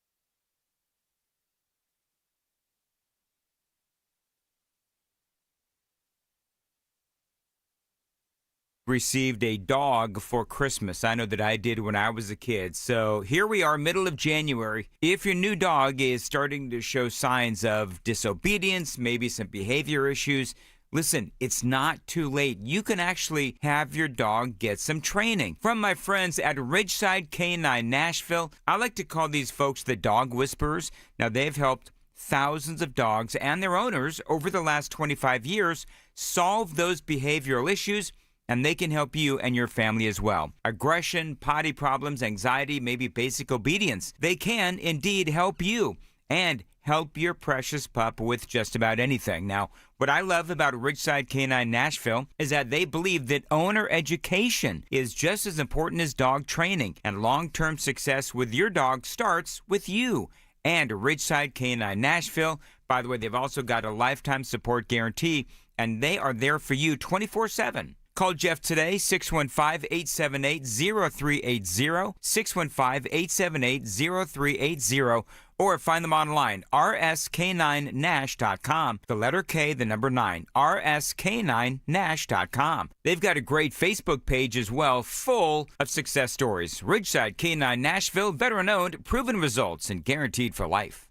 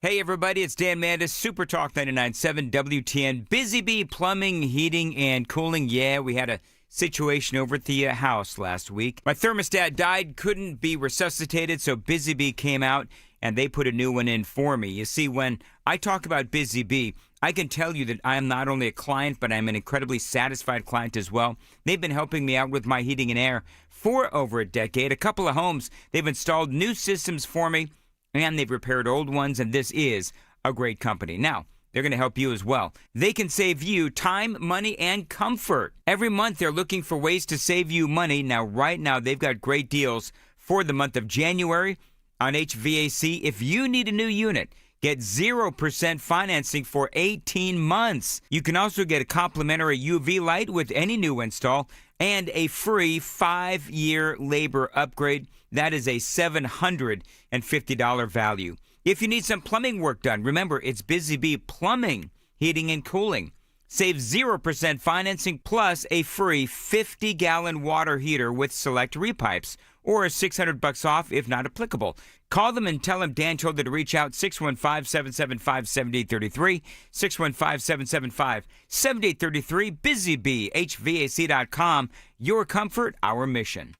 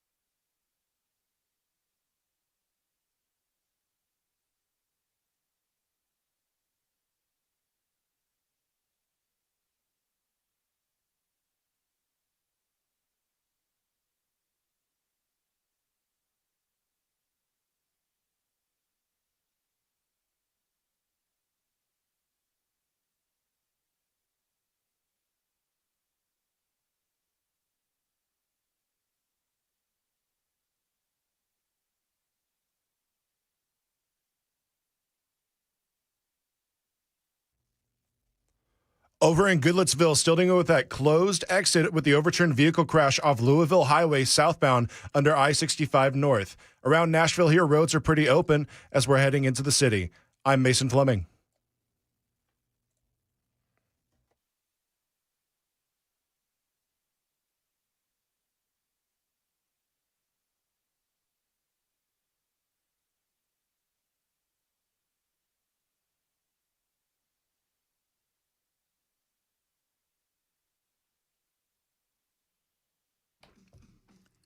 .737 Nashville's Morning News on Super Talk 99.7 WTN. Super Text line is open. Very active today. Thank you. 615-737-9986. By the way, coming up at 8:35, we have had a major development in Riker's RC plane in the tree at Charlie Daniels Park. A major development. I was actually surprised that so many people were curious about Riker's RC plane up in the tree. I actually not so affectionately started calling it the plane-eating tree. Because, in Peanuts, you had the kite-eating tree, if I'm not mistaken. And so there's been a development. Can't wait to tell you about it at 8:35 with Chris Hand and the Crisscross Handoff. Now, Don Lemon made the news last night. Big news story today. Although, what's interesting? CNN not showing this story of Don Lemon and inserting himself into the whole Minnesota situation. So, first of all, there are 1,500 soldiers that are basically waiting for Donald Trump to call for the Insurrection Act. It is really, really cold in Minnesota. We have Governor Walz. He's going to be calling in his National Guard. The Minneapolis mayor, Greg Fry there. We will not be intimidated by the Trump administration. And meantime, you have all of this chaos that is going on. So Don Lemon. Now, realize this has been going on for like about a month now, 3 to 4 weeks. All these protests have been going on in Minneapolis. And so Nick Shirley has already been to Minneapolis and Minnesota for, at least a couple of weeks. Don Lemon finally decides that he's going to go to Minnesota. And he hooks up with this group that is led by one Nekima Armstrong. And she is billed as an attorney, a pastor, and an activist. Now, I'm going to tell you, that is a terrible combination. Pastor, and I have nothing against pastors, but when you couple that with attorney and activist these days, and they decide that what they're going to do is they are going to go into a church and interrupt a church service. I'm going to play you this audio real quick. This is Don Lemon, and he is interviewing one Nekima Armstrong. Tell us why you're doing this. This is Operation Pull Up, more of a clandestine operation. We show up somewhere that is a key location. They don't expect us to come there, and then we disrupt business as usual. So that's what we're about to go do right now. And that's exactly what they did. They decided that they are going to go in. Now, it is important for you to understand, because this is going to come up later. Don Lemon, later on, in defending his actions, Don Lemon said, I didn't know what they were going to do. Well, you did, because you just interviewed her before you followed them into the church. And, of course, they did end up going into the church.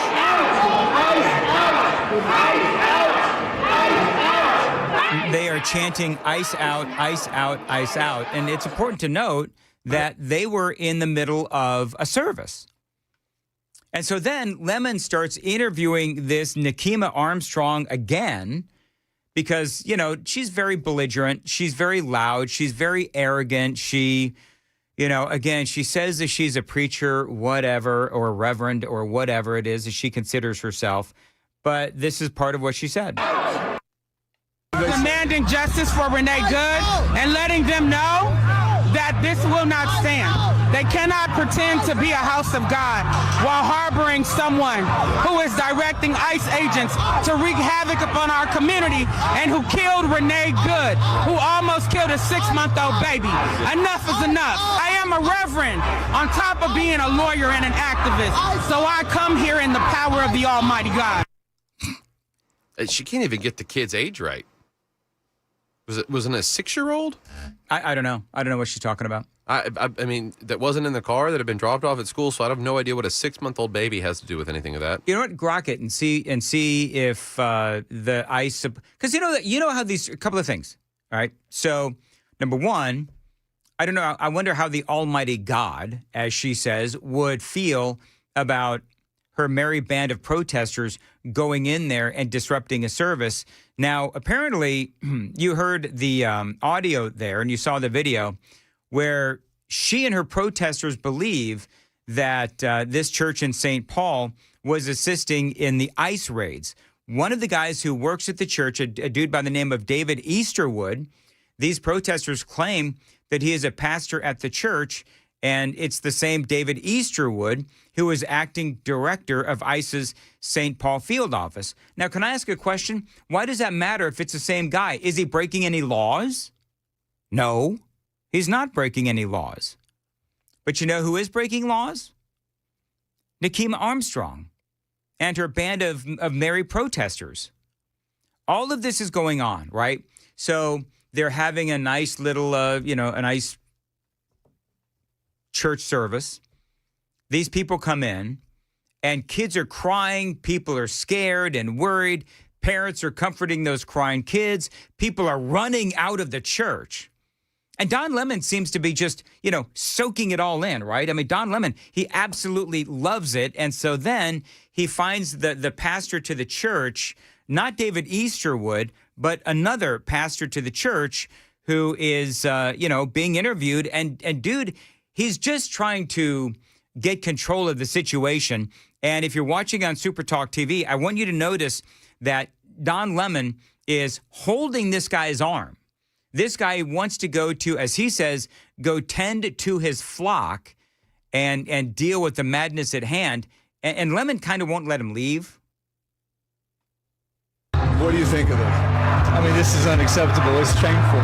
It's shameful to interrupt a public gathering of Christians in worship. But there were folks who will say, I have to take care of my flock. But listen, we live there's a constitution in the First Amendment to freedom of speech and freedom to assemble and protest. So what Don Lemon is trying to do is say, well, these people have a right to, freedom of speech and protest. What Lemon is refusing to acknowledge is that these protesters and the protesters that he is clearly supporting their narrative, they're breaking the law. And I'm going to get into that here in just a few moments. We're here to worship. We're here to worship Jesus because that's the hope of these cities. That's the hope of the world is Jesus Christ. I want to be very respectful. Please don't push me. We're here. Don Lemon, please don't push me. You're holding the dude's arm, Don. Did he just say I'm being very respectful before he said, please don't push me? Yeah, he did. What a turd. He did.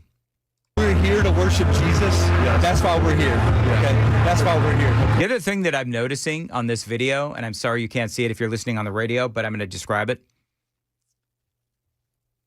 Dude is clearly uncomfortable because Don Lemon is in that personal space bubble. Oh, yeah. Have you noticed that? He's way too close. In fact, He's like trying to do the whole, lean back. The lean back. That's exactly right, Sam. The lean back. That's what we're about. Don't you think Jesus would be understanding? We're about love. Do you think Jesus would be understanding and loving all of this? Is what Don Lemon said. We're about spreading the love of Jesus. But did you try to talk to them as a Christian? No one is willing to talk. Okay. So Don Lemon says, number one, this is how low Don Lemon has fallen.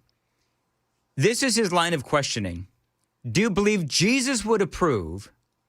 And did you try to talk to these protesters? These loud, belligerent, screaming, yelling, interrupting protesters. Now, y'all know that there's no talking to these people, right? I mean, there's no talking to them.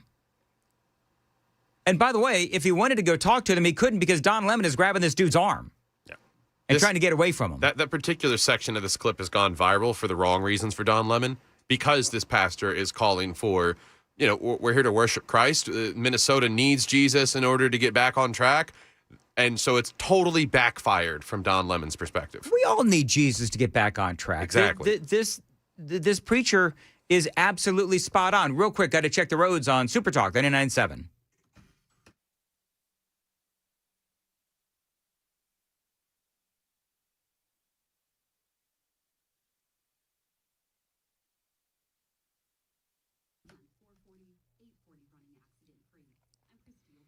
As far as your weather goes, we do have some possible snow expected. That is going to be on Friday and Saturday, perhaps. It's going to be very cold, though, today. Some clouds and sun as well. High of about 33. Appreciate you listening to Nashville's Morning News. Super Talk 99.7 WTN. All right. More on this audio from Don Lemon and this preacher, because this interaction did go viral. I have to take care of my church and my family, so I asked if you actually would also leave this building. You don't want us to chronicle what happened? Unless you're here to worship. I'm always worship. I'm a Christian. We're here to worship. We're here to worship. Okay. Thank you very much. I appreciate it. Don Lemon says, I'm a Christian. Yeah, that pastor's such a better man than I, because I would have fired back with, asking me about would Jesus approve of that. I'd be like, I don't know. Would Jesus approve of your lifestyle, Don? I don't know.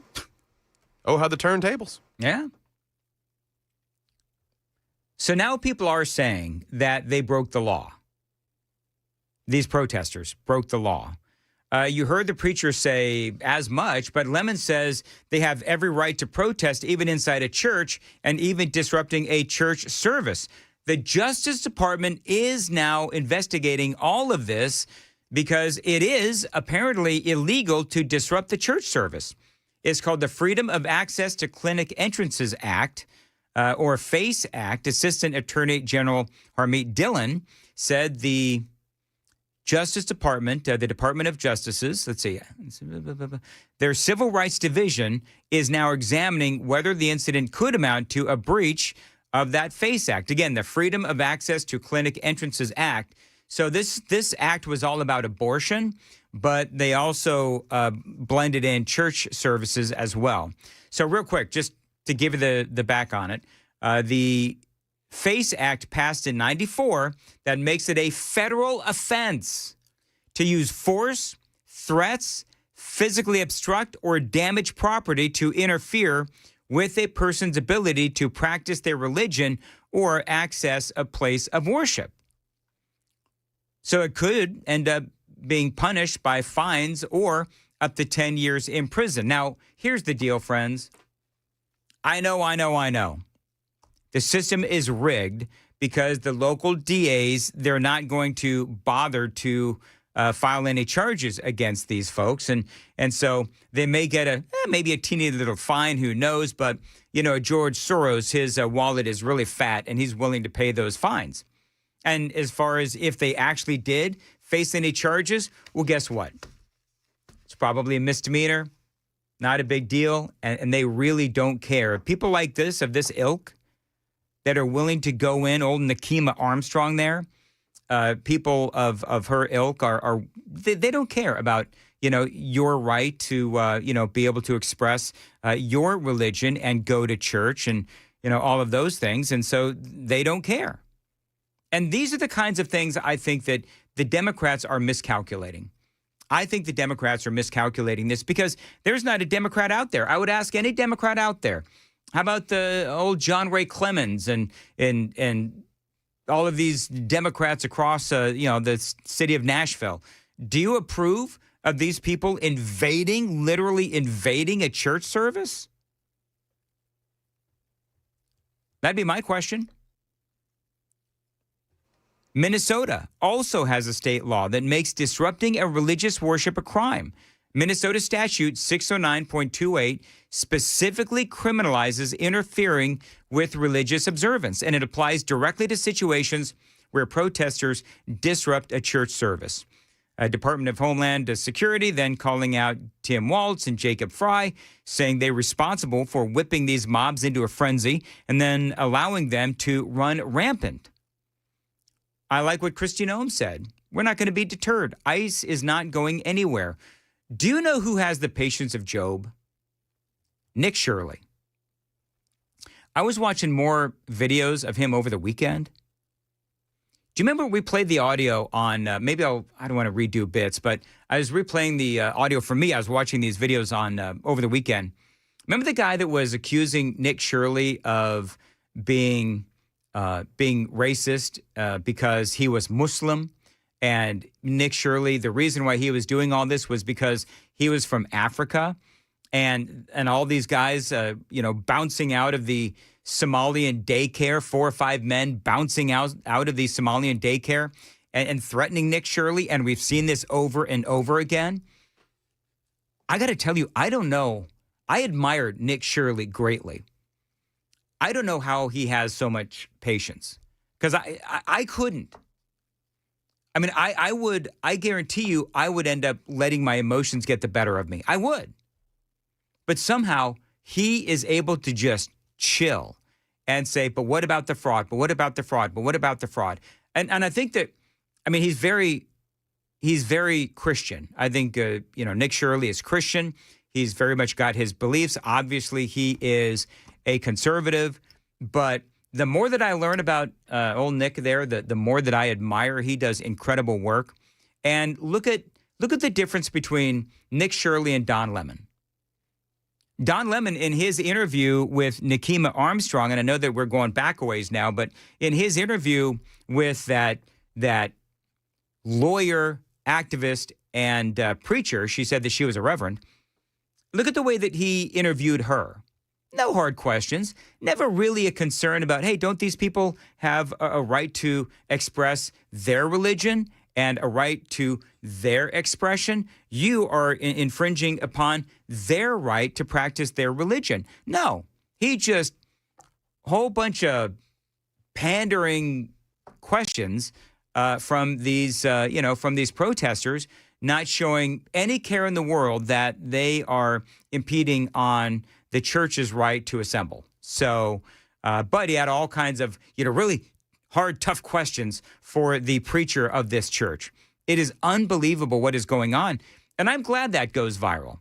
And I hope it goes viral. And I hope that people understand how important this is going on, how important this is, what is going on, because this is what the Democrats stand for. Let's also not forget that the Democrats didn't even blink an eye when COVID was going on and they shut down the churches. Left open the bars, if I'm not mistaken. You could buy beer and all that kind of stuff, but you couldn't go to church. That, my friends, is what the Democrats stand for. 7:54 on Super Talk 99.7, and we do have Mason Fleming in for Joan Jones. I think Joan is back on Wednesday, so Mason's got the news at 8 o'clock. Mason. It's a historic strike for nurses and a violent weekend in OKC. Those stories and more at 8 a.m. on Super Talk 99.7 WTN.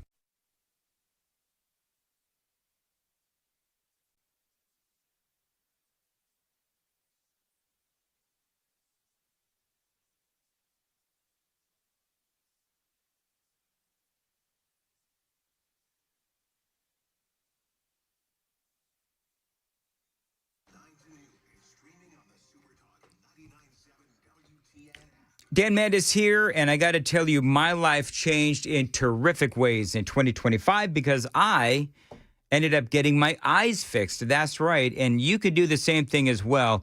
If you need to have surgery or a procedure for your eyes to help you see better, my friends at Vision for Life, they can help you just like they helped me. Again, it has been life-changing, my cataract surgery. Now, I didn't even realize how much my vision was holding me back until I had clear sight again. Reading small print these days, not a problem. Driving at night, no issue. No more halos or blurry lights. Watching TV, working, just being outside. Colors are brighter, details are sharper, and I do feel more confident in everything that I do. Now, I did notice again how much I was compensating before. I just thought that I was getting older and squinting and adjusting and avoiding things that I used to enjoy. These days, though, I do feel like I've got a new lease on life. My only regret is that I didn't do it sooner, and that's what a lot of the patients of Dr. Horn and Vision for Life ultimately end up saying. So schedule your consultation today. Be sure and tell him Dan Mandis told you to reach out. If better vision is in your forecast for 2026, call this phone number, 615-436-2020, 615-436-2020. Find them online anytime. Tell him Dan told you to reach out. Visionforlife.com, visionforlife.com. At Uline, the prevailing opinion is, if you don't live it, you don't believe it. The people at Uline believe in hard work, and they live it by being there 24/7 to answer your call, having 41,000 items in stock, and offering same-day shipping from 12 locations across North America. Business owners, sellers, buyers, shippers, and packers believe it. Uline is the hard-working, dependable source for your shipping and industrial supplies. Visit uline.com.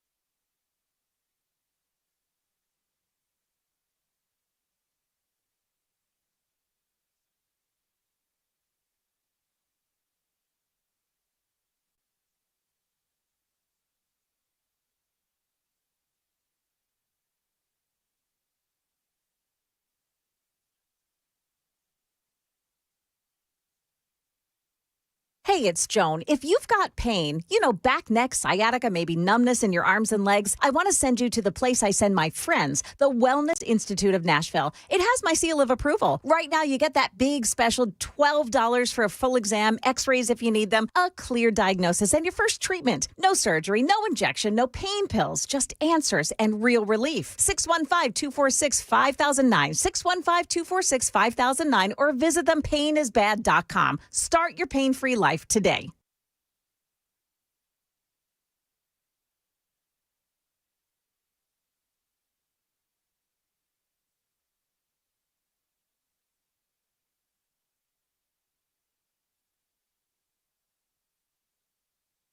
Start the year off stress-free and sell your home with Mark Spain Real Estate's Guaranteed Offer. You're going to save time, make the most money, and eliminate all that hassle. Hey, it's Dan Mandis. Selling your home is one of the biggest financial decisions you'll ever make, so who you work with matters. With over 14,000 five-star reviews, you can trust the most experienced real estate team in the U.S. to sell your home quickly and for top dollar. Call them at 855-299-SOLD or go to markspain.com to get a guaranteed offer on your home today. That's markspain.com and start packing.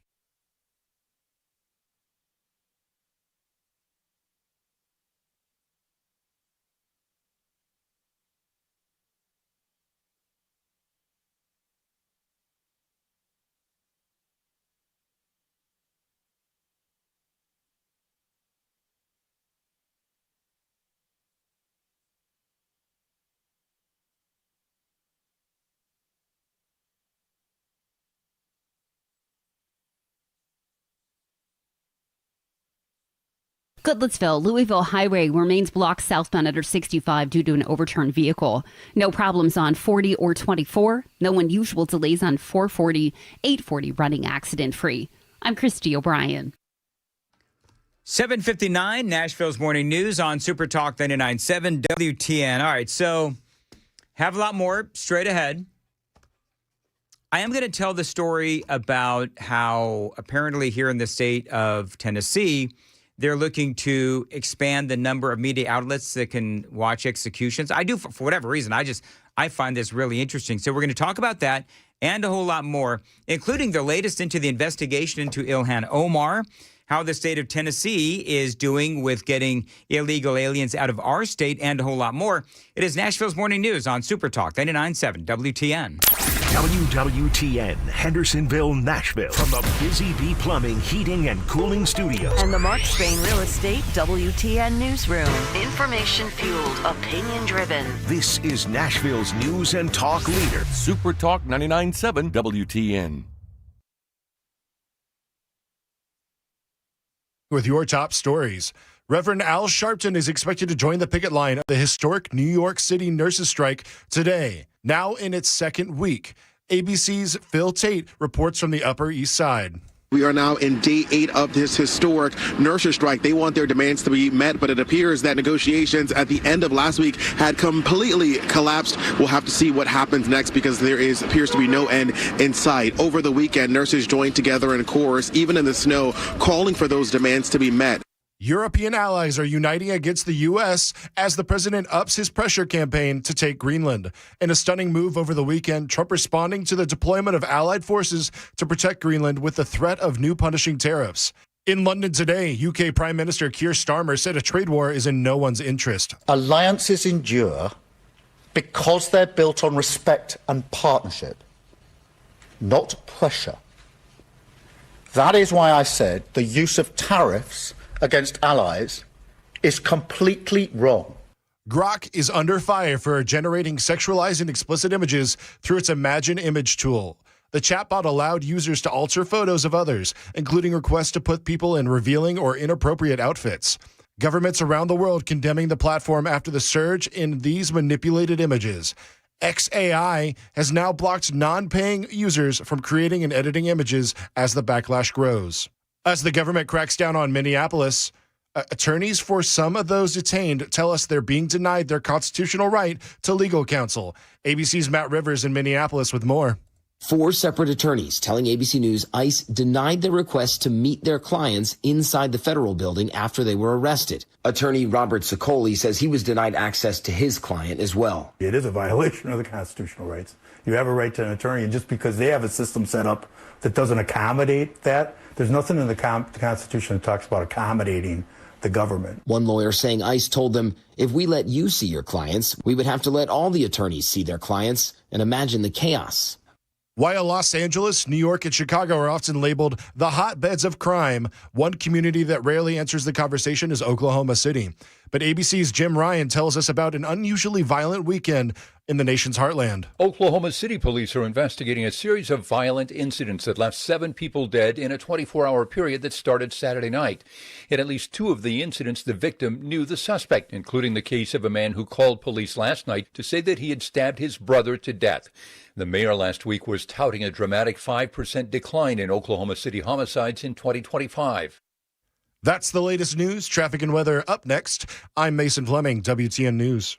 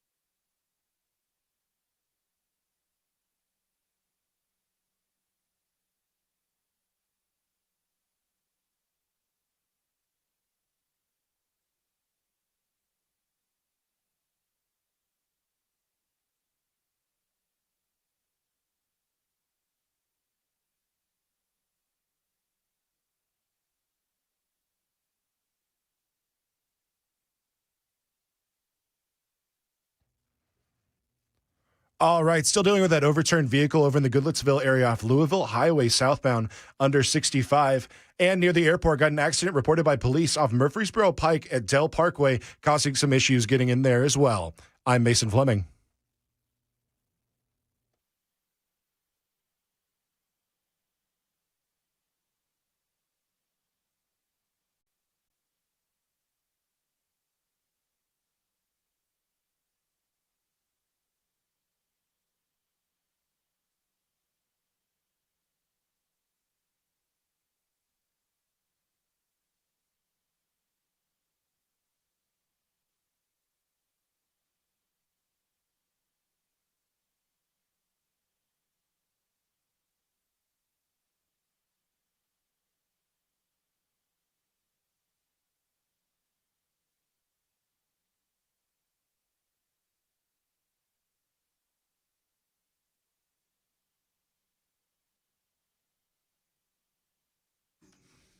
.806 Nashville's Morning News on Super Talk 99.7 WTN.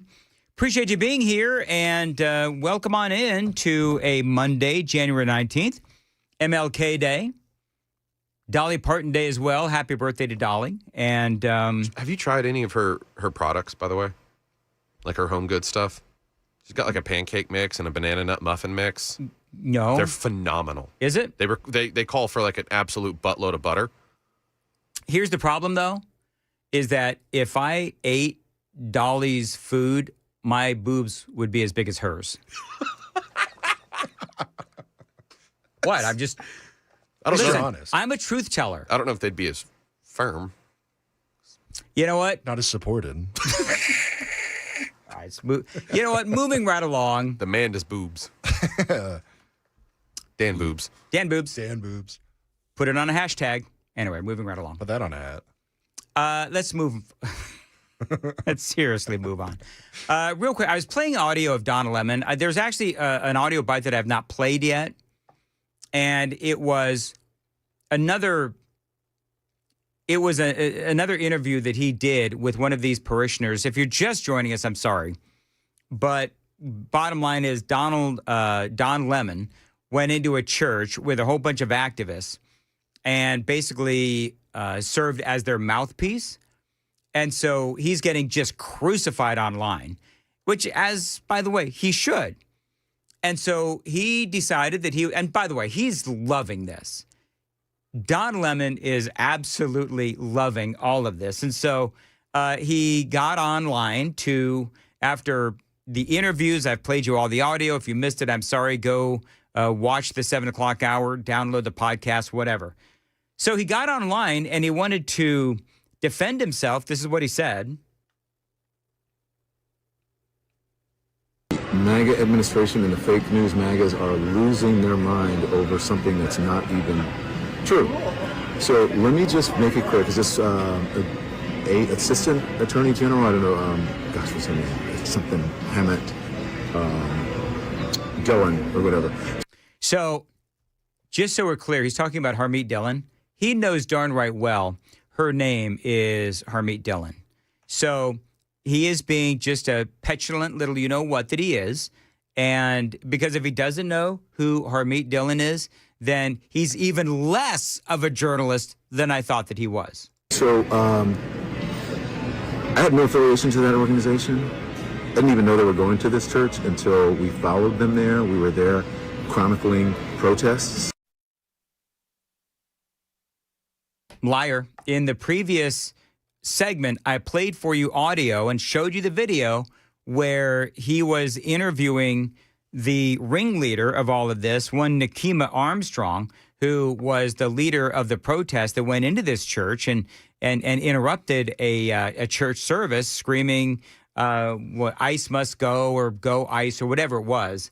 And he knew darn right well they were going in, because she literally told him that in an interview before they went in.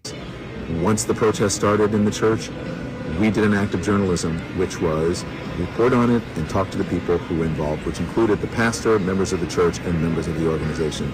That's it. It's called journalism. First Amendment, all that stuff.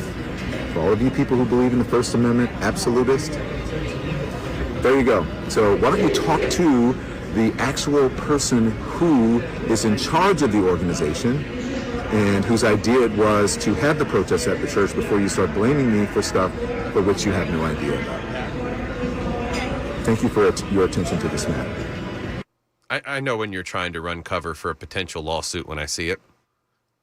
Yeah, look, Don Lemon, he has no credibility. Everybody knows he has no credibility, so whatever. But just to bring the no credibility point home, and I've not played this audio yet, he was interviewing a guy, I don't know who he is. And by the way, I did make it clear that these protesters believe, this Nekima Armstrong and her protesters believe, that one of the pastors inside this church in St. Paul is actually a local ICE director, I believe. And so no real proof of anything, but I mean, they believed it. Same name. I'm just going to tell you, same name. But I don't know, Lord help them if they had it, there's a different, two different people with the same name, which more than likely, I mean, obviously this is a big city, that it wouldn't surprise me if there is, but whatever. So moving on from there. But I also want to play some audio from Lemon where he's interviewing one of the people in the church. And the reason why I think this is important is because what Lemon is doing is he is basically giving the narrative, the perspective of people on the left. And the things that he leaves out is just so incredibly infuriating. So I'm going to play this now. This is Don Lemon, and he's interviewing some dude from this church, and the guy just wanted to go to church. And Lemon decides that it's a good idea to start arguing with the guy. Now, remember, isn't it, if he's talking about journalism, then aren't you supposed to just get the facts, right? Who, what, where, when, and why? Isn't that, because he's talking about, this is journalism. The 5 W's. The 5 W's. That's right, Sam. It's been a minute since I talked about that and sat in a class of journalism. But this is Don Lemon, and he starts trying to convince this guy that ICE is wrong for what they're doing. Listen. And I'm not saying it's pretty. I'm not saying it's not messy. I'm not saying it couldn't be better. I'm saying this is a part of a much larger dialogue in which one administration caused a great deal of chaos and havoc and danger for American citizens, and another is trying to correct that. Do you believe that? Why honestly, Okay, let me talk to you listen, just on you're the not a facts. journalist. I thought this was journalism. Right? Didn't he say in the previous cut that a rare instance of journalism broke out from the microphone of Don Lemon? Well, this isn't it, because he is trying to convince this dude that he's wrong. Do you really believe that? Yeah, Don. Joe Biden and Alejandro Mayorkas and your party opened up the border and let all these people in. Flew them in on airplanes as well. And gave them all kinds of benefits. And yeah, that's what happened. I don't know why he says, do you really believe that? Donald, do you really believe that? What a whiner. And then they got mad when we bust them from Texas and Florida to other states. That's exactly right. Hey, Washington, D.C., take some illegals. Regards, Ron DeSantis and Greg Abbott, thank you. Just saying, I want to give you the facts. No. Did you know that undocumented? So now the guy's trying to leave, right? Now the guy's trying to leave because he knows that Don Lemon is just going to keep spewing these leftist facts at him. And the guy's like, you know what? I got better things to do, right? So the guy's trying to leave. And he is literally getting in front of this guy as he's trying to walk out. Got more straight ahead, 8:15. Time to check the roads on WTN.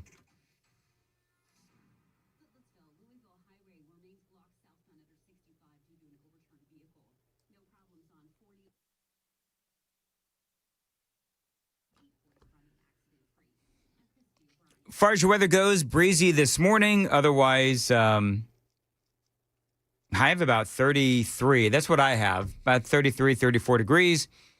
Possible snow, by the way, on Friday and Saturday. Dan's trying to raise his milk and bread stocks. That's exactly right. Go buy your milk and your bread and your half and half and your coffee and make sure that you are prepared for Snowmageddon on Friday and Saturday. I actually think if you're right, and especially now dubbing it Snowmageddon, the hatred you will receive Monday will be insurmountable. They'll say that you did it. If the weather people can be wrong, so am I. Right? I mean, if the weather people can be wrong, so can I. So I don't know if it's going to be Snowmageddon. We have absolutely no idea. Hopefully it won't be, because I really don't want to stay across the street in the hotel. All right, more from Don Lemon in a place where they really do have Snowmageddon, and that would be Minneapolis. And he's talking to a guy who simply wanted to go to a church service, and he literally will not let the guy leave because he's trying to convince him that he's wrong. Dialogue in which one administration caused a great deal of chaos and havoc and danger for American citizens, and another is trying to correct that. Do you believe that? Why honestly, Okay, let me talk to you listen, just on you're the not facts. a journalist. Just saying, I want to give you the facts. No. I like when he says you're not a journalist anymore. Did you hear that? Just make sure you heard that. You're not a journalist anymore. I love how it goes into whiny Don mode. You really believe that? Yeah, Don, because that's what happened. Did you know that undocumented people and immigrants commit far less crime than American citizens? We're done here. We're done here. Than natural-born Americans. You won't listen. If you could ask, I'm giving you the facts. It is. Give me facts. I would have a conversation. But I can respond to you. No, Did Jesus stand with the oppressed? Because he doesn't want to listen to facts. That's the interesting thing about this, is that they won't listen to facts. You know, it's interesting because for a guy who doesn't want to listen to facts, he has not brought up the bad guys that were arrested for beating an ICE agent, causing a big old gash in his head. Those guys were Venezuelan. Or he doesn't want to talk about the really bad hombres that were arrested in Minnesota. The Department of Homeland Security and ICE, they came out with, you know, the names of all of these guys that did reprehensible things. So lying by omission seems to be what Don Lemon is doing. So yeah, the facts are that ICE has picked up a ton of guys that are child predators, rapists, armed assault, and so forth. We've I mean, honestly, we've all talked about that ad nauseum. And by the way, the other fact about Lemon is that he's not talking about the fraud in Minnesota, and what started this whole thing initially in the first place was committed by a bunch of Somalis. So, I like how he's so arrogantly saying, oh, he doesn't want to listen to facts. We know the facts. How many times have you seen someone doing some on-the-ground reporting? And I get it when there's like a protest or something going on. You got to clarify people around you. Hey, I'm here reporting. I'm a journalist. But you're in the middle of a discussion and you feel the need to remind somebody that you're a journalist. Well, that's the thing. I mean, if he wants to be a journalist, and don't try to follow somebody out of a church trying to convince him that he's wrong and conveniently leave out the Somali fraud that is happening. And every day, Nick Shirley is uncovering more of this Somali fraud and leaving out the fact that, again, ICE has picked up all of these bad guys, or the fact that, 70 to 80% of these Somalis are here via some sort of fraudulent immigration papers and fraudulent identification. I mean, I don't know. They're not listening to facts. Don Lemon, shut up. How the mayor of Minneapolis and the governor of the state of Minnesota are basically inciting violence against federal agents and causing these problems in the first place. You could go there, Don. You could go there. He's not going to, but you could. No. You won't because when you pose as a journalist. I am a journalist. Journalist gives facts. And then you start. Journalists give facts, is what Don Lemon says. Journalists give facts. Well, you're not giving facts, dude. Correcting me with facts and don't have. You shouldn't hear the facts? Of course, I most should of the hear people facts. who are picked up but will you not give me the have facts on both sides? That is the facts on both sides. Most of the people who are picked up and are detained are not convicted. They have no criminal convictions. Lemon is literally following this guy, walking through a snowy parking lot as this dude is looking for his car.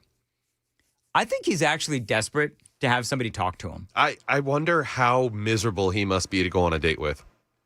Oh, can you imagine? They have no criminal. I mean, the dude is just insufferable. I don't know where he was neglected. That immigrants commit far less crime than native-born Americans. So you guys are walking away. So they won't listen to the facts. Anyways, these folks are... Yeah, so again, no comment from Don Lemon on the murders of Laken Riley or Jocelyn Nungery or Trende Aragua or all of the, again, really bad hombres that Joe Biden let in. And so I think when you talk about how, and I forget exactly how he's framing it, but the people that say, oh, illegal aliens commit far less crimes than Americans. Well, illegal aliens, I'm sorry, but they literally have committed a crime by coming into this country. And so they all automatically start with +1 crime, right? At least when they come into our country illegally, which every single American citizen in this country has not committed the crime of coming into our country illegally. And he's trying to bring up convictions. They're not going to wait for a trial for some of these guys if there is substantial evidence to indict them with murder or rape. They're going to go, here's an ICE detainer. They're going to come get you. We're not going to waste taxpayer dollars on trying you, essentially probably going to prove you guilty and then putting you up in a prison. Well, and also don't forget that they also won't always report the illegal alien crime statistics to the FBI because they don't want it to look like they were wrong in being a sanctuary city. Whatever. Don Lemon, bless his heart, and I do mean that in the snarky Southern kind of way. What a lemon of a guy.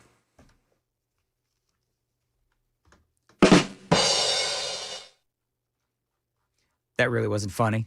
I just want to let you know, me to you, on this MLK Day and Dolly Parton's birthday, that was not funny. I'll see myself out here. Okay. Uh-oh, retard alert. All right. Retard alert, class. All right, it is 8:22 on Nashville's Morning News on Super Talk 99.7. Mason Fleming is doing the news today in for Joan Jones. Mason, what you got? A deadly train crash in Spain and FBI asking for volunteers. Those stories and more at 8:30 on Super Talk 99.7 WTN.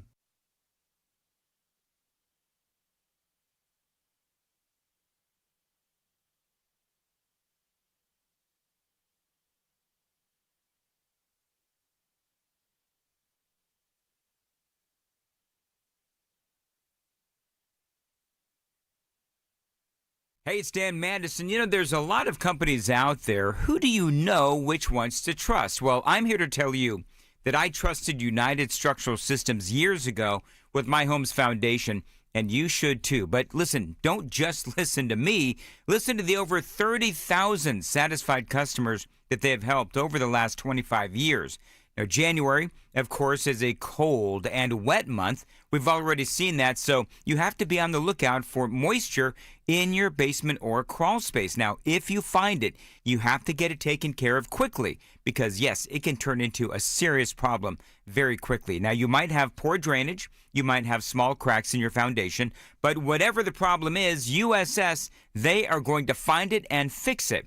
I can tell you firsthand, United Structural Systems is an outstanding company that, again, you can trust. You're not going to pay a dime until the work is done, and you are a satisfied customer. Please tell them Dan Mandis told you to reach out. You can find them online anytime. USSTN.com, USSTN.com. That phone number, 615-488-7855, United Structural Systems. Please tell them I told you to reach out, 615-488-7855, USSTN.com.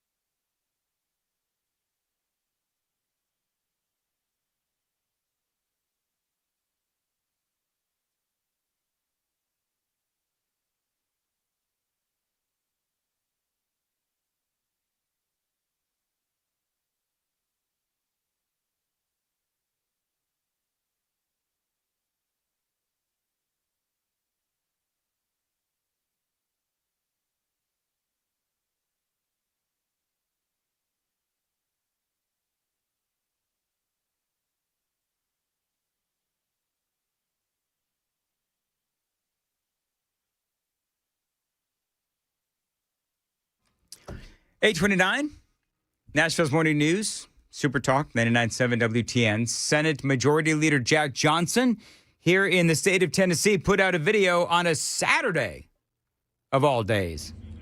Happy Saturday, everybody. Wanted to share some good news with you. A report just came out naming Tennessee as one of the most successful states in all of America in terms of getting violent illegal aliens out of our communities. We've arrested over 6,200 illegal aliens and over 4,500 who have been convicted or charged with a violent crime. This is due to the efforts of President Donald Trump. Tennessee, we're going to cooperate with him, and we're going to make Tennessee the safest state in America. There you go. Love it. All right. I'll have to look up that story. I don't even know what that story is about, but I try to disconnect on Saturdays, but I was pretty much all over the internet. So I'll see if I can find that. But good on you, state of Tennessee, state legislature, Governor Lee as well, for doing what you're supposed to do to keep Tennesseans safe. And so I also applaud the lawmakers here in the state of Tennessee. It is 8:30 on Super Talk, 99.7 WTN.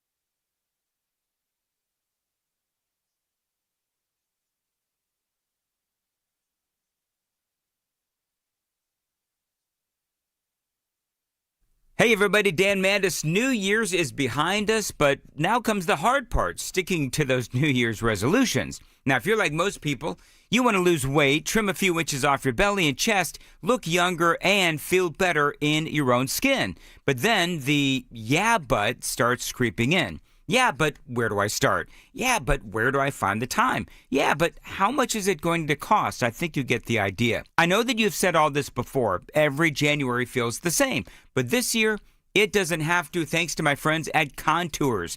Now, Contours in Cool Springs, they can get you moving in the right direction, and I mean fast. You can get started right now for $99. No contracts, no gimmicks, just a simple guarantee. You're going to lose 2 inches off your waist, or that first visit is absolutely free. I've done it myself. I loved it, and it works. It takes just an hour a week. It is FDA cleared, painless and non-damaging, proven, measurable results, and with the purchase of a package, you get 3 free maintenance visits. That's right, 3 free maintenance visits, a $1,500 value to help you sustain your progress. First 10 callers right now gets that great deal, the $99 special. 615-236-9960. 615-236-9960. Find them online, ContoursLLC.com. Contours start today. What do you have to lose but inches?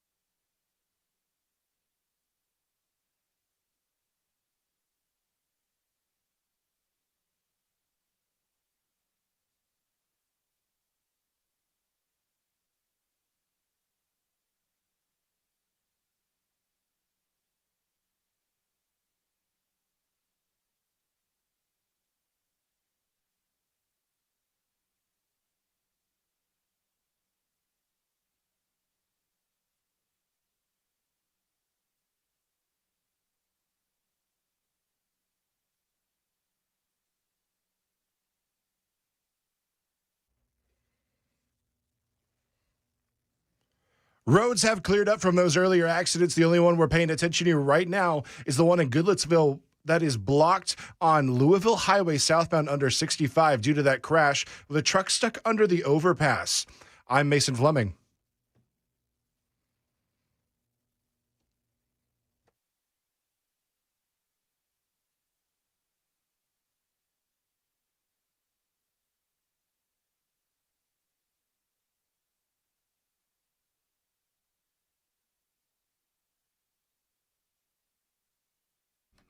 .836, Nashville's Morning News on Super Talk 99.7 WTN. Hello, how are you? Chris Hand is here. What's up? How are you Chris.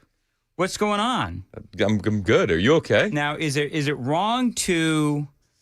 No, can I be honest? I had a massive allergy attack this morning, and so it's been, like, I've been struggling today. What are you allergic to? Screaming leftists? Because there's been no shortage. Screaming leftists and Don Lemon. Oh, I one and the same. Yeah. That damn lemon allergy will get you. So you had an allergic reaction? It's I did. It's so funny. I was just saying to Amy on Saturday, driving back from Indiana, I went to go see my grandson and daughter. And I said, it's kind of weird. I have not had an allergy attack in a long time. I woke up Sunday, and it was like, my eyes are slammed shut and my nose. Do you have allergies? No. So, yeah. I'm a real man. So real men don't have allergies? I toughen it out. So anyway. No, so what happened? Like, what are you allergic to? Nobody knows. Like, I've been having needles like stuck in my back and everything for like years. Nobody can figure it out. Oh my gosh. My daughter has a cat. There it is. My daughter has a cat. Well, but I've had cats all my life. I've had allergies all my life. I think you're allergic to cats. It's Dan. the cats. Seeing the realization happen in person live right now is probably one of the best things that's happened this morning. It's one of the benefits of watching on the YouTube stream. Yeah. Is that what it Especially is? after discussing Friday how if you pass away in a house full of cats, they will eat you. Yeah. There was that too. I hate cats. Yeah, there's a lot of no reasons. offense to you cat people. No offense at all. But I think that's what it is. I didn't even realize it until just now. It had to be the cats. My 3-year-old came up to me the other day and she said, Mom told me that you'd get me a cat. And I looked at her and I bopped her little nose. I said, Mom's a liar. Mom's oh lying. my gosh. Mom's Did lying. you really? No, I didn't. Oh, you should have. But we're not getting a cat. Well, then. Mom was mistaken. Mom's lying to you. Never going to happen, sweet girl. Yeah. Cats are evil. Yep. By the way, our I don't know what happened on Friday during this particular segment. A lot of people downloaded it. Oh. I think word's getting around that we tend to be a bit of a train wreck. We do. From 8:35 to. It's true. Poor analogy given the current happenings in Spain. Oh, because of the train wreck? There was a train wreck. 34 people are dead right now, Dan. Come on. 39 with over 150 people were injured. Shut up, Mason. There you go. Have a little compassion, Dan. Come on. Too soon. I'm sitting here thinking, should I say my train wrecks are more tragic than the one in Spain? Don't do it. He won't. That's nasty. That's a nasty one. That's a nasty one. That's a nasty one. That's nasty. So anyway. It's a good thing you didn't say it. We were going over our favorite Dolly Parton songs today. Oh, all right. And so, do you have a favorite Dolly Parton song? I do. It was, so when Kennedy got into performing, yeah, it was the first performance that she ever did was a talent show at the school. And she sang, and it was second grade. She lobbied to have the talent show open to second graders. And then she got in. She's the only second grader in. And she did 9 to 5 by Dolly Parton. That's awesome. Yeah. How does she sound? She sounded better than the original. That's sort of sacrilegious on Dolly Parton Day. Yeah. 80 years old, 80 years young, Dolly Parton. And there you go. It's a jam. Now we're going to get pulled off YouTube. Hey, thanks, Sam. I took it out of stream. All right. So for you streamers, 9 to 5 is playing. I love this song. It's a great song. Islands in the Stream, though, is really good, too. Yep. So she was. It was a Christian school that we were at the time, and she was torn between doing this or Jolene. I said, let's do 9 to 5. Yeah, I think that's probably let's do 9 to 5. I think that'll be better. Probably a pretty good call. Also, MLK Jr. Day. Yes. So there's that too. Do you think that's controversial, Governor Lee, doing like Dolly Day on MLK Jr. Day? Like I'd be willing to bet there's some people that are like irritated over. I mean, have you read the FBI files on Martin Luther King Jr.? No, but I bet that's going to be a big part of your show today. No, I wasn't really going to focus too much on it. Because you've already thrown it out there. So I mean, there's you know, there's stuff, allegations of things, gay orgies. So beyond the just standard heterosexual adultery, it's like allegedly Diddy party style. I have a dream that we'll all have lube. All right, oh my God. Okay. Terrible. No, you guys, you too. I'm just talking about the FBI files. Why are you looping me with Sam? He's you know what he said a Don Lemon joke earlier about wanting to be thrown in prison. Like, why would you do that, Sam? Just stop it already. But you want Don Lemon thrown in prison? Well, Don Lemon probably Don wouldn't Lemon mind himself being wants to be thrown in prison. Oh, I get it. Now, I thought my joke actually was funnier when we talked about Dolly Parton. Should we recreate the moment?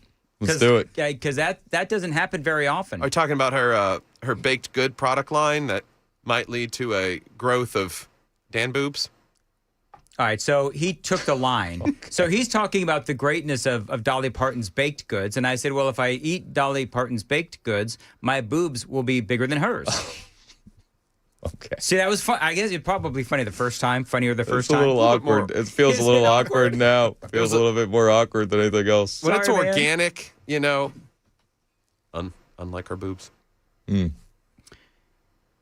So I have a big update on Riker's missing airplane.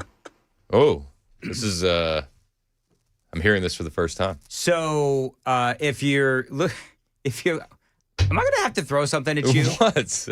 So if you're watching YouTube Super Talk TV, there is a picture of Fly Crazy TN over there on the YouTube chat. Yep. Allie Heinlein. So I get this picture over the weekend from Allie, and it says, guess what I got? And it is a smiling Allie with Riker's plane. Let's go. So I just want to let every man out there who is a husband know that I don't care how good of a husband you think you are, you're not as good as Allie Heinlein's husband, because he got himself a big old ladder and a big old stick, and he got it down out of that plane-eating tree. Let's go. Does it still work? I don't know, because Riker's got the remote, so we're going to go and pick it up at some point. If it's broken, are we going to blame Allie and her husband? A lawsuit will be okay, filed. Good. How dare you? How dare you? How dare you break the plane? It was working fine. It was working fine when it got stuck in the tree.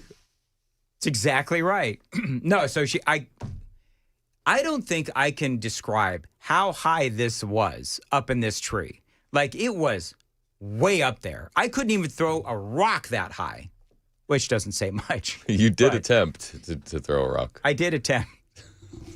You know, there's been a positive in all of this. Do you know that there's moments in your life when you can just think back to those moments in your life? It just sort of, it always brings you a chuckle. Yep. So Riker's plane going in the tree has given me a lifelong chuckle, because I will never forget the sight of Amy trying to throw a rock all the way up. Now realize I had been trying and I couldn't do it. And I played many years of baseball and softball. And Amy tried to throw this rock, and it's just, she almost threw it backwards. And I said, honey, it's okay. You're not going to. What do you mean I'm not going to? You're not going to. Tell you what. You're not going to. With the trajectory you got, let's turn you around and see if it works better this way. That's exactly right. So every time I think about it, I laugh, and I actually kind of start tearing up because it was so funny. I got another Amy story. That might be allergy attack holdover. Now, this next story, I'm also tired today, and I'm going to tell you why. By the way, Allie and husband, thank you so much. Heroes. For heroes. Not all heroes wear capes. True. It should be Alley Day. You know what? It should be Alley Day. It should be MLK Jr. Day, Dolly Day, and Alley Day. It's true. There you go. So everybody knows that I can't fall asleep, right? Like, I suck at falling asleep. I finally start drifting off. And Amy comes barging into my room, into my bedroom, and not for the reason I would have hoped. Oh, my. 1 year earlier, a year ago, I bought Amy a really nice ring. Okay. There's been a big controversy in my house. She threw away the ring. She had a bag, and it was from the jewelry store, and she threw it away. And she has been kicking herself for a year. I almost bought her another one over Christmas. But you thought to yourself, she's never going to learn her lesson this way. That's exactly right. She's got to learn. We looked all over this house for the ring. Last night at about 8:15 in the morning, I am in REM sleep. She barges into my room and she says, I found it. She found the ring. Where was it? She didn't throw it away. It was in her sock drawer. Oh, my gosh. And I'm like, I was very happy that she found it. Like, to tell you the consternation that she has had losing this ring, because it's a beautiful ring.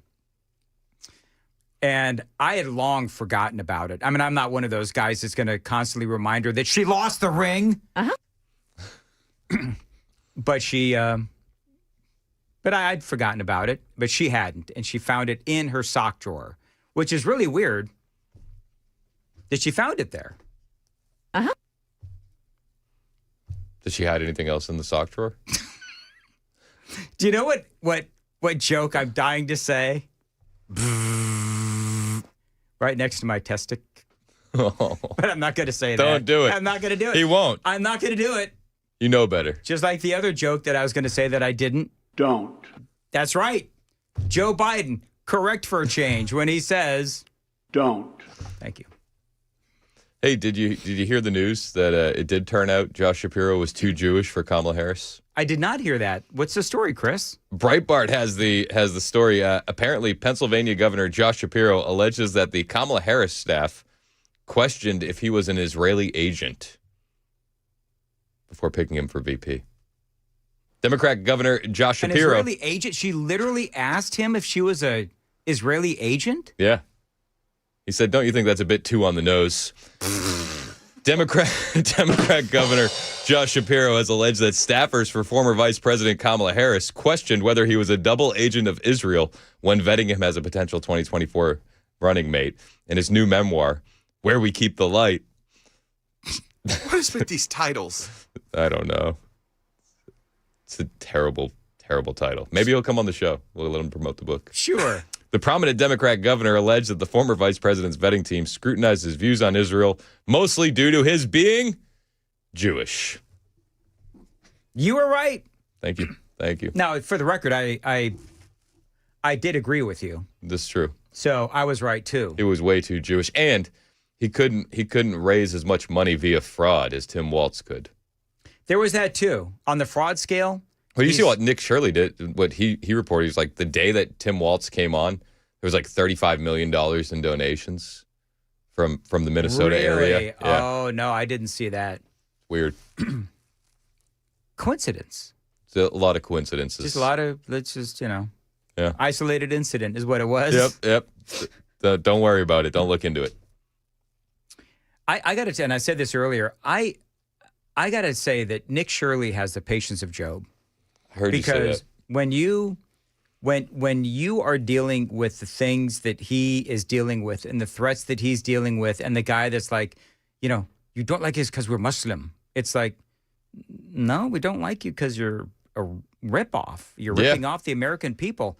And he remains calm. That's the crazy thing. Like, I would lose my ever-loving mind. So in that exact clip that you're talking about, he's talking to a guy from Minnesota who happens to be black, who's like, I'm glad you're here to look at the fraud. Like, we need to look at it. And then this guy pops out and slams him for being a racist and anti-Muslim. And I think it's important to point out that many races practice Islam. That's not a race. Correct. And he can't be a racist when he's talking to a black guy about the fraud like moments before. Yeah, there is that. It doesn't work out. It doesn't work out.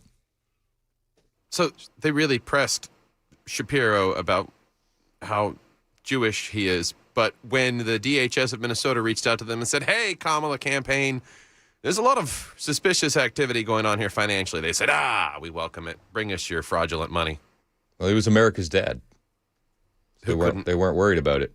He sure was America's dad. At least he thought he was. Coach Waltz. He could. Well, remember, we were all, as conservatives, we were threatened by his masculinity. Yes. Remember that's what it was? I remember feeling so threatened. Maybe that was like an adjacent issue with Josh Shapiro. His masculinity wasn't threatening enough to conservatives. Yeah. Maybe that's what it was. Maybe. Yeah. So I thought Mason did a great job in the news. I thought he did pretty good. Yeah. I thought he did pretty good. You should have heard what they said about me in the 5 o'clock hour.